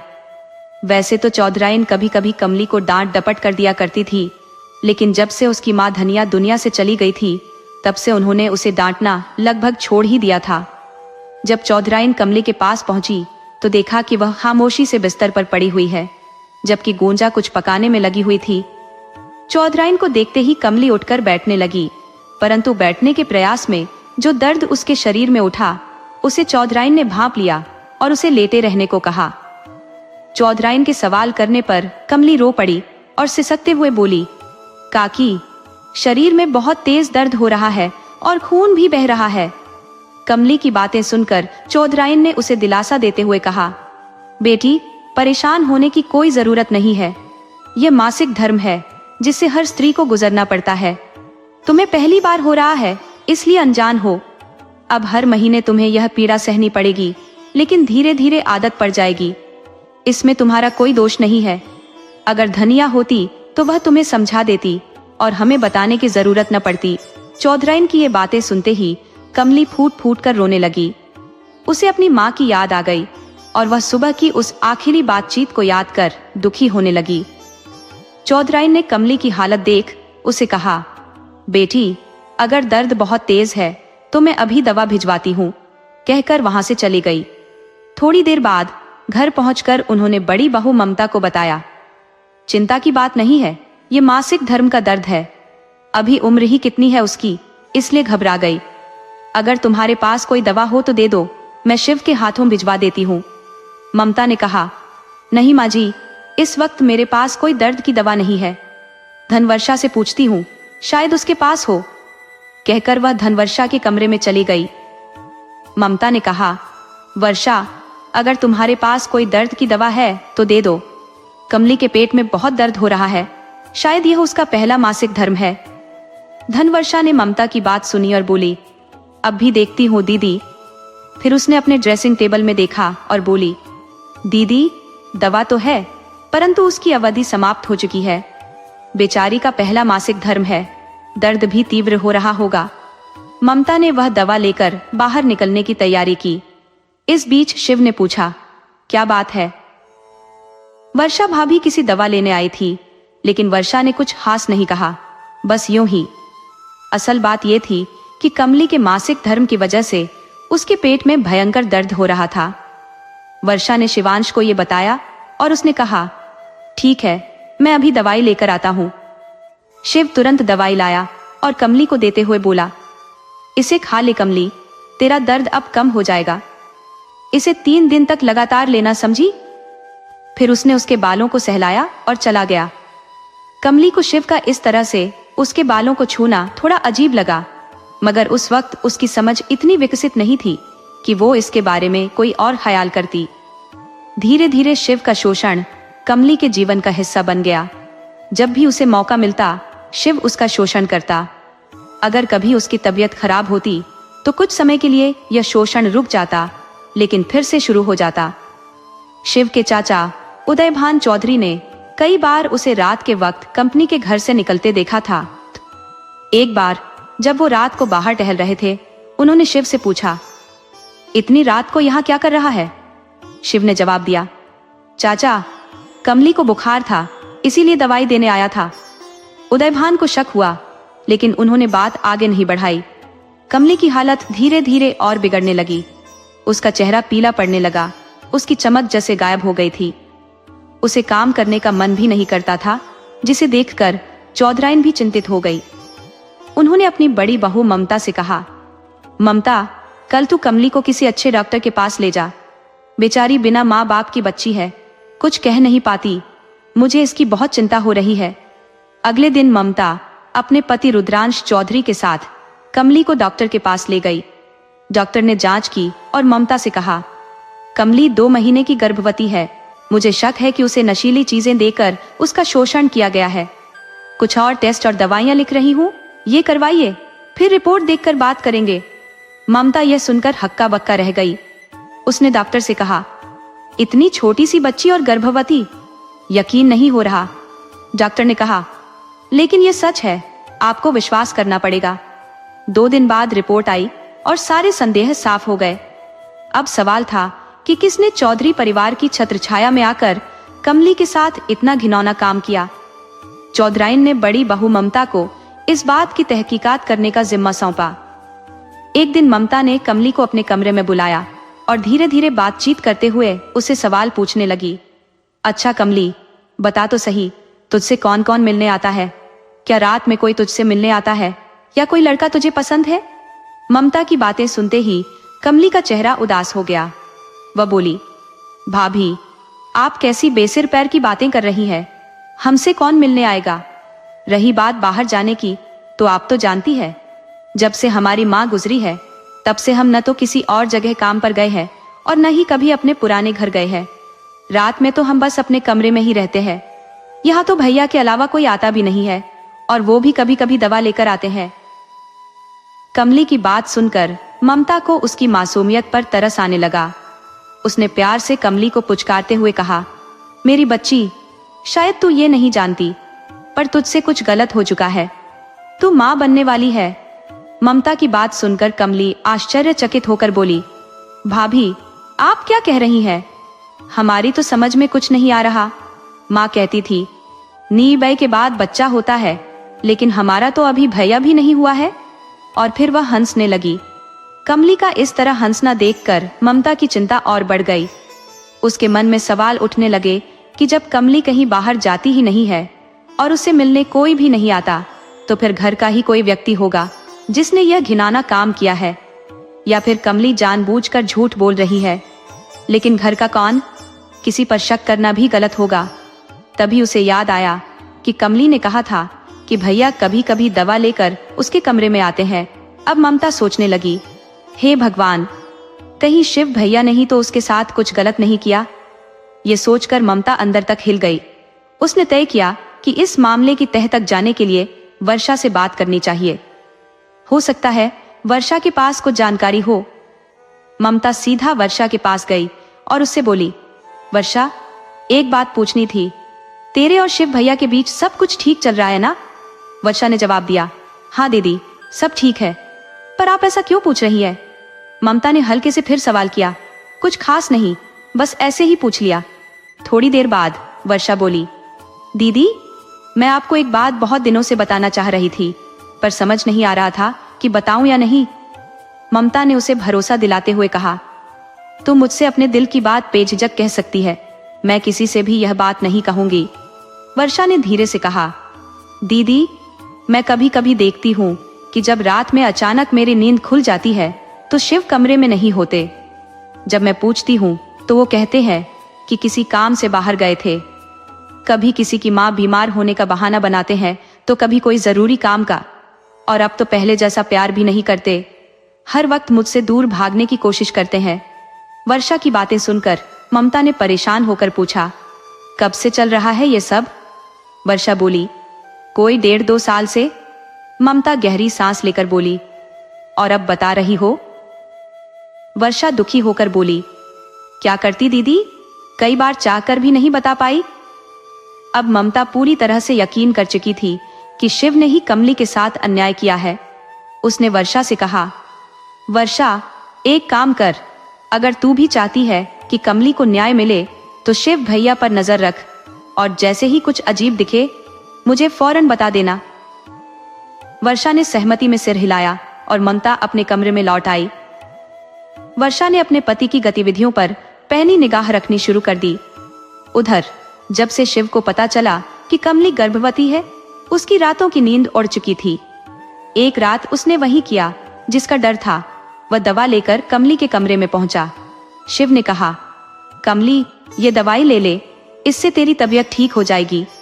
कमली ने सवाल किया, किस बीमारी की दवाई है ये? शिव झिझकते हुए बोला, तू बीमार है, बस दवा ले ले। शिव की बातों को सुनकर कमली असमंजस में पड़ गई। फिर बोली, मैं दवा तभी लूंगी जब तुम अपने हाथों से मुझे खिलाओगे। शिव थोड़ा चौंक गया, लेकिन फिर मान गया। जैसे ही वह पीछे मुड़कर दवा देने के लिए तैयार हुआ, कमली ने अचानक शिव पर जोरदार प्रहार कर दिया। इस बीच शिव चौधरी के घर के बाकी लोग दरवाजा खटखटा रहे थे। जब दरवाजा नहीं खुला तो उसे तोड़ दिया। अंदर का दृश्य देखकर सब स्तब्ध रह गए। कमली ने गर्व से कहा, मैंने अपना बदला ले लिया है। आज से ये बच्चा मेरा है और मैंने इसका बदला शिव से ले लिया। इस छोटे चौधरी ने मेरी जिंदगी बर्बाद कर दी थी और आज मैंने उसे उसकी करने का फल दे दिया। वर्षा कमली की हालत देखकर सन्न रह गई। उसने धीरे से कहा, कमली, इस बच्चे को जन्म देना तेरा हक है और इसका नाम मैं रखूंगी। सुबह होते ही यह खबर आग की तरह फैल गई। कि शिव चौधरी ने रात में फांसी लगाकर अपनी जान दे दी और उनकी पत्नी धनवर्षा 3 महीने की गर्भवती है। शिव का अंतिम संस्कार हो जाने के बाद कमली और धनवर्षा को एक दूसरे से अलग कर दिया गया। कुछ समय बाद खबर आई कि धनवर्षा ने एक बेटे को जन्म दिया। इस बीच गुंजा भी बड़ी हो चुकी थी और कमली की अनुपस्थिति में उसने अपने भाई बहनों का ध्यान रखा। आज कमली बूढ़ी हो चुकी है, उसके सभी भाई बहनों का विवाह हो गया है, लेकिन वह अब भी शिव को अपना पति मानती है। वह धनवर्षा के साथ एक विधवा की तरह रह रही है। कमली का बेटा उसे दाई माँ कहकर बुलाता है, जिसे देखकर कमली अपनी वृद्धावस्था का बोझ सहन करती है। उसी बेटे के स्नेह में वह अपनी खुशियां खोजती है। यदि यह कथा आपको पसंद आई हो तो कृपया हमारे चैनल को सब्सक्राइब करें, वीडियो को लाइक करें और दूसरों के साथ साझा करें। राधे राधे।